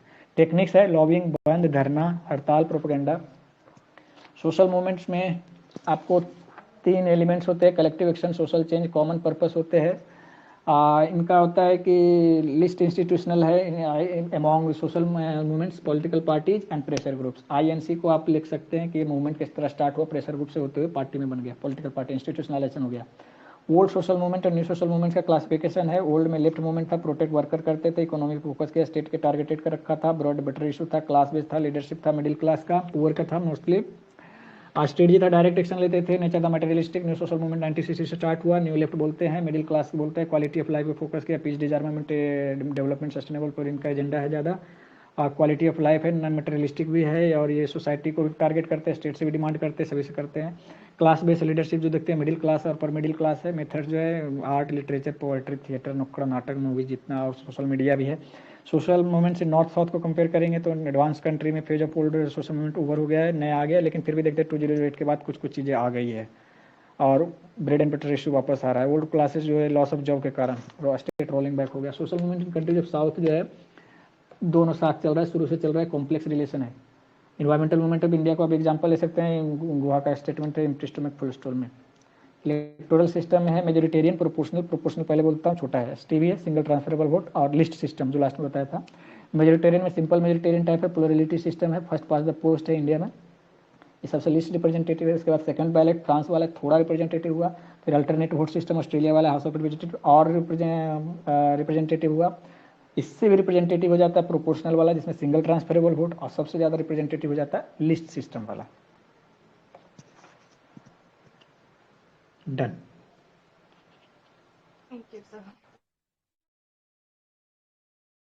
और कुछ बोलना है? मैं ये पूछ रहा था कि ये पार्टीलेस डेमोक्रेसी का क्या कंसेप्ट है जो जयप्रकाश नारायण जी ने पुट फॉरवर्ड किया था इंडिया के रिस्पेक्ट में भी? सर एग्जैक्ट मैं नहीं जानता कि एग्जैक्ट उन्होंने सब क्या कुछ किस कॉन्टेक्स्ट में क्या बोला। तो ये कंसेप्ट क्या है, कम से कम वो बता दीजिए कुछ, तो ऐसा ऐसा कुछ है कि पढ़ रखा है आपने? गांधी जी पार्टी को बोलते थे, वो पार्लियामेंट को पार्टी को प्रोस्टिट्यूट बोलते थे। अब वो निगेटिव सेंस में उनको प्रोस्टिट्यूट को कैरेक्टरिस्टिक को उठाया, और वो बोलते हैं इनका कुछ होता नहीं है, जो मर्जी आता है करता है, पैसे के लिए बिक जाते हैं, पावर के लिए बिक जाते हैं। कुल मिलाकर उनका ये था। या आप इसको मुझे नहीं लगता इसे एग्जाम में यूज करना चाहिए, अच्छा नहीं लग रहा। दूसरी बात है डायरेक्ट नहीं, डेमोक्रेसी की अच्छा तो बात नहीं लग करते रहा। थे। हाँ, डायरेक्ट डेमोक्रेसी की बात करते थे। उन्होंने बोला कि पीपुल्स को एम्पावर करेंगे, ओशियानिक सर्किल के थ्रू एम्पावरमेंट करेंगे, सेल्फ कंट्रोल होगा, स्वराज होगा, पार्टी की क्या जरूरत है, और डायरेक्ट डेमोक्रेसी बेस्ट फॉर्म है। तो आप ऐसे देखेंगे कि गांधी जी का जो भी पोस्ट मॉडर्निस्ट अप्रोच था ना, हर चीज में वो पोस्ट मॉडर्न हो रहे थे और आइडियलिस्टिक चीजें बता रहे थे। तो वर्क करे ना करे that is different thing. Shahbaz sir आप थोड़ा माइक म्यूट कर लीजिए। और उसके बाद एम.एन. रॉय सर ने भी डायरेक्ट डेमोक्रेसी की बात की थी, वो पॉलिटिकल फिलोसफर थे, उन्होंने भी ग्रास रूट डेमोक्रेसी को फोकस किया। तो आप जितने भी डायरेक्ट डेमोक्रेसी वाले बात करेंगे ना, पार्टीलेस, वही बोले पार्टी की क्या जरूरत है, पार्टी आएगी, एलिट आएगा, एलिट आएगा वो मोबिलाइज करेगा आइडेंटिटी बेस्ड पे, इकोनॉमिक बेस पे, क्लास बेस पे, क्लास कास्ट बेस पे, और वो डिस्टॉर्ट कर देगा, डेमागॉग बनेंगे। जब डायरेक्ट डेमोक्रेसी आएगी, पीपुल पावर ग्रास रूट्स पे पार्टिसिपेट करेगा, तो वो इंपावर होगा, डायरेक्ट डिसीजन आएगा, जनरल विल टाइप का होगा, लेजिटिमेसी रहेगी डिसीजन में, इंपावर भी होंगे, आपने नीड के अकॉर्डिंग देखेंगे। ये इनका आगे जब प्रकाश नारायण का, जहां तक मैं समझता हूँ, ऑथोरिटेटिवली नहीं बोल रहा, वो परेशान नहीं, मतलब उन्होंने ऑब्जर्व किया इंदिरा गांधी के सिस्टम को और पोस्ट इंडिपेंडेंस, तो उन्होंने बोला कि मैं पार्टी पॉलिटिक्स में विश्वास नहीं रखता, लोकशाही होनी चाहिए, राजशाही नहीं, क्योंकि पार्टी पॉलिटिक्स वही काम करती है, वो एजेंडा में चलाती है, मोबिलाइज करती है, अपने एजेंडे के लिए पार्टी लीडर्स मिसयूज करते हैं और मोबिलाइज करते हैं, जो कि सही चीजें जरूरी ना हो कि पीपुल्स के हित में हो। ये सर क्योंकि आपने जो जो नहीं बोला इसको मैं एक बुक के कॉन्टेक्स्ट में डाल देता हूँ। हिस्टोरियन मनु पिल्लई की नई बुक आई है फॉल्स एलाइज, उसके कुछ लास्ट के पन्ने हैं, उन पन्नों में इस बारे में बात किया गया है। The struggle which was not rectified in the public discourse, वो ये था कि जो जयप्रकाश नारायण जी थे वो गांधीयन लीडर्स थे, और जो initial phase of Indian development था, इकोनॉमिक मॉडल, वो गांधी जी के लाइंस पर नहीं हुआ था। It was on the socialistic lines, much because of, जैसे सर ने बताया, करिश्मा of Nehru. Nehru's charisma was so powerful that it somehow overshadowed the economic policies। जो भी था नेहरू जी का सोशलिस्ट आइडिया बहुत ज्यादा था। और जेपी नारायण, जैसे सर ने बताया, he was disillusioned with the way that the party has worked, क्योंकि इनिशियल ईयर्स में जब आप देखेंगे तो एक हेल्दी कल्चर था। आप जिस बात से डिनाई कर सकते हैं कि वहां पर सीपीआई थी, कम्युनिस्ट पार्टी, यहाँ पर जो भी हो रहा हो, आईएनसी वाज अ हेजिव, जो आपको बोलना बोलिए, but there was some sort of, क्योंकि उस टाइम के जो पॉलिटिशियंस थे, they were freedom fighters, they had some zeal. इस बारे में बहुत सारे लोगों ने पॉलिटिकल बयान दिए, बट पॉलिटिकल बयान को साइड में रखते हैं, पॉलिटिकल साइंटिस्ट के स्टूडेंट की तरह बात करते हैं। तो जो सर ने बताया उसका सिर्फ मैंने नाम बता दिया बुक का, उन्होंने इस बारे में काफी एनालिसिस किया है। वो राजा के टाइम से देखते रहते कि क्यों ये सब पॉलिसीज को चेंज करते थे, जो राजा लोग, ऐसा थोड़ा आउट ऑफ कॉन्टेक्स्ट जा रहा हूँ मैं, क्योंकि उस बुक के बारे में ये बताना था कि वो राजा लोग क्यों ब्रिटिश को सपोर्ट करते थे, ऐसे ही वो एक लय चलाते थे। तो उसमें उन्होंने बताया था कि JP Narayan was disillusioned, he was miserably disillusioned कि ये क्या हो रहा है, क्योंकि इनिशियल वाले जो थे वो फ्रीडम फाइटर्स थे, they had some zeal, but फिर वो करप्शन बढ़ना, ये सारी चीज़ें होना। और ये बात वो बताते भी हैं कि ऑलरेडी था, ये बात मैंने क्या बोलते हैं स्पेक्ट्रम में ही पढ़ी है, राजीव वहीद सर की बुक में और शेखर बंदोपाध्याय की बुक में भी, कि जब प्रोविंशियल गवर्नमेंट्स बनी थी 1930 31 या 33 में, I guess, I am not able to याद नहीं सर था कौन सा। इसको और शॉर्ट कर दीजिए, क्रिस्प कर दीजिए, रिकॉर्डिंग चल रहा है। देखिए बस यही है कि मनु पिल्लई उसने उस बुक के बारे में बताया था जहाँ पर जयप्रकाश नारायण जी डिसइल्यूजन हो गए थे, पार्टी पॉलिटिक्स थे, इस वजह से उनको बुरा लगी, और फिर वो गांधीयन थे ही पहले से, और जो गांधीयन और इस बीच में टसल थी वो पब्लिक डिस्कोर्स में नहीं आई थी, बस इतना ही है। जी थैंक यू। और कुछ? और हाँ सर, एक और ये है अच्छा, पहले सर पुटिन सर, अगर ये बुक का नाम आप ग्रुप में डाल सकते हो ना, तो डाल दीजिएगा बुक का टैग लगा के, ताकि वो एक हो जाएगा और उसमें हम लोगों के मार्क रहेगा ग्रुप में। और सर एक बात ये पूछना है कि ये जो classic different types of party system है, तो two party system versus multi party system का भी कुछ स्कॉलरली डिबेट का कुछ ऐसा कोर्स वगैरह है क्या, या कुछ रिलेवेंट है ये सब? सर हमें तो नहीं पता सर। अभी हमने मुझे कुछ ऐसा टाइम लगता है पहले यूज भी नहीं होगा अगर इतना मिल भी जाता है तो, क्योंकि क्वेश्चन ऐसे पीवाई नहीं आते जनरली। पीवीक्यू में आते नहीं वैसे क्वेश्चंस, ये हाँ, ये हो जाएगा पीएचडी टाइप का। बट फिर भी आपकी थ्रस्ट को बुझाने के लिए मैं बता देता हूँ। अभी जिन्होंने फिलहाल में बीजेपी छोड़ी थी ना, ई श्रीधरन, आई गेस उनका कुछ टाइम पहले एक इंटरव्यू पढ़ा था मैंने, उसमें वो बता रहे थे first pass the post party system क्या होता है, टू पार्टी सिस्टम। अगर आप ई श्रीधरन को सर्च करेंगे और मिस्टर जयराम रमेश, वो उसमें मिस्टर जयराम रमेश बुद्धिस्ट से कनेक्ट करके श्रीलंका के बारे में बताते हैं कि first pass the post system है, तो ये है वो है। बस आपके नॉलेज थ्रस्ट के लिए बता रहा हूँ, बाकी ये कहीं से कुछ भी काम का नहीं है।